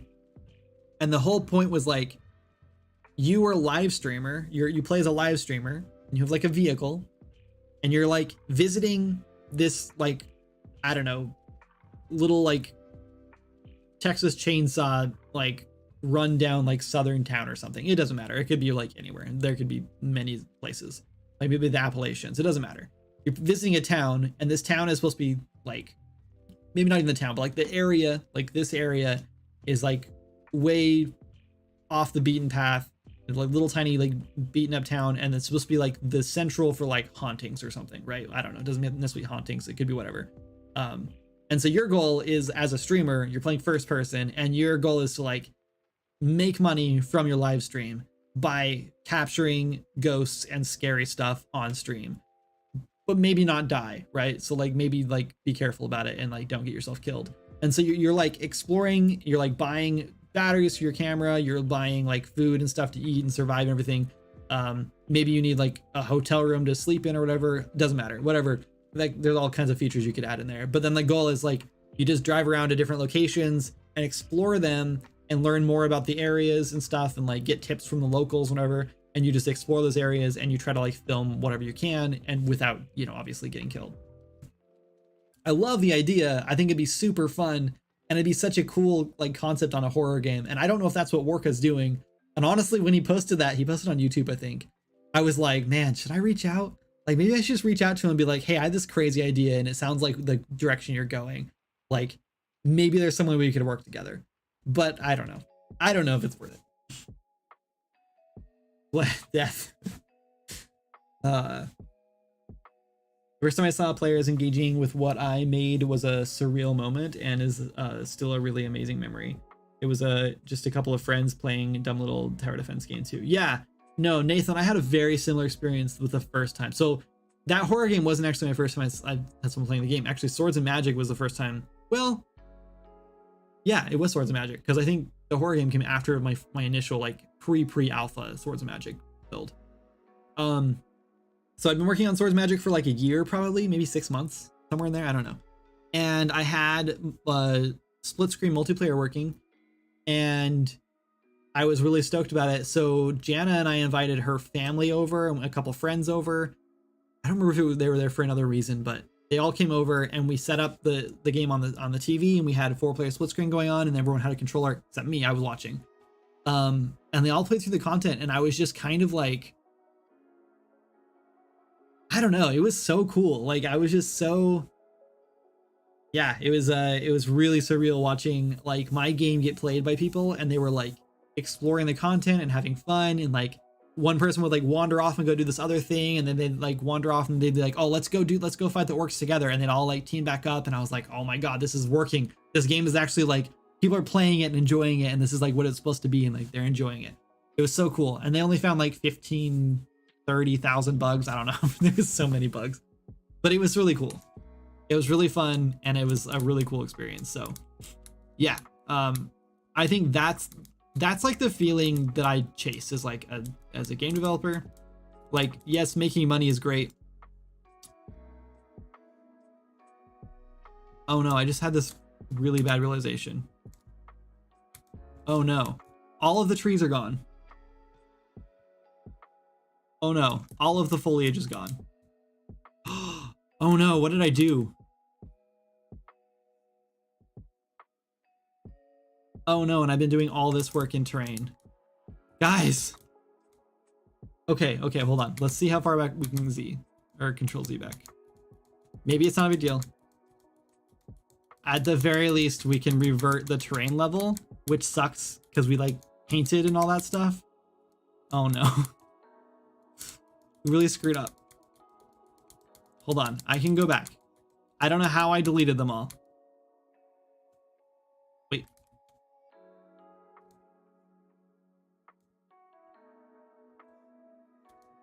When did I delete them all? I must have grabbed the tree thinking I was just deleting that one, and I deleted all of them. Oh no.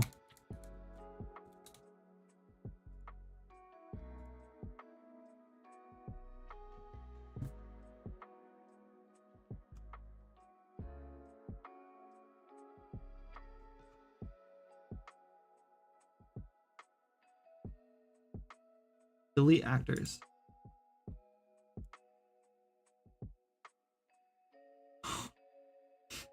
It's not in there. Oh no. I have to revert a bunch of work. How much of this stuff got moved that level? Okay, hold on. I think I can move all the things that I accidentally put in the wrong level. Like, yep, like all these pieces. Okay, let's hide the terrain level. Wait, no, let's hide Delver's Pass. Oh wait, no, that's all in Delver's Pass.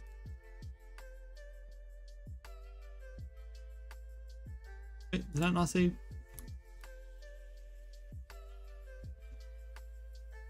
Hold on, undo history. Let's go. Oh no, I broke things again. Now I can't go back. Okay, well, I get to do all that again. That's fine, no big deal. It was like 5 minutes of work. I'm grounded. Oh no, it's okay. It's my own fault for getting distracted. That's why we have version control. That's a very important, because yeah, if I had to go back and redo all the foliage in the whole world, because as of this moment I would have to, that would be a big problem, a really big problem. Okay, so I'm gonna try to like close the game before I crash, or before this, and maybe like it's all like it wasn't saved and I'll just like lose a little bit of work.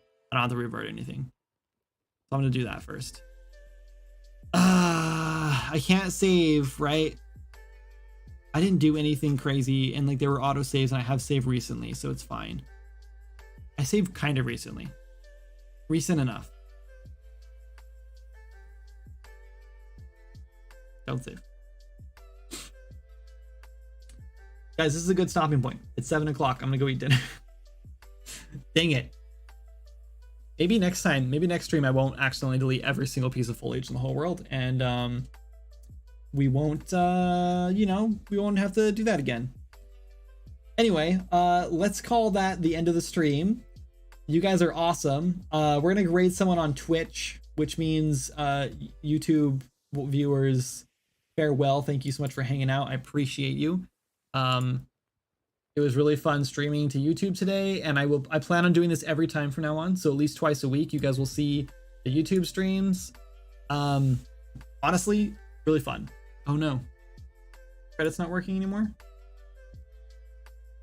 Dang it, our credits don't work anymore. I gotta fix all my stuff now. Great, my whole like stream setup is broken. Okay, well, anyway, you guys are great. I'm gonna go raid someone on Twitch now. Hang on 1 second. Hang with me for a second. We'll find someone cool to raid. It'd be fun if Warco was streaming, because we were just talking about him. But it doesn't look like it.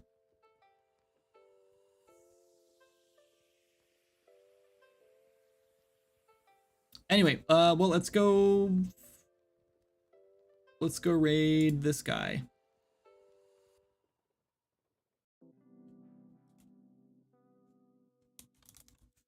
my god, I'm getting my own chat rules. Thank you, I get it. Okay, rating time. Oh wait, what? Are you kidding me? The Twitch chat is making me log in. Can a moderator raid for me? Hang on. Gosh dang it, this is stupid. I'll have to do it from Twitch itself. Maybe we just don't raid today. Maybe it's not a big deal. Goodbye. Sorry, that was Abby deciding to barge into the stream without permission. I don't know how to do this right now.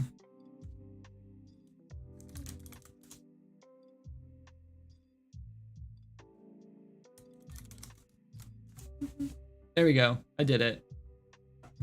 So cute.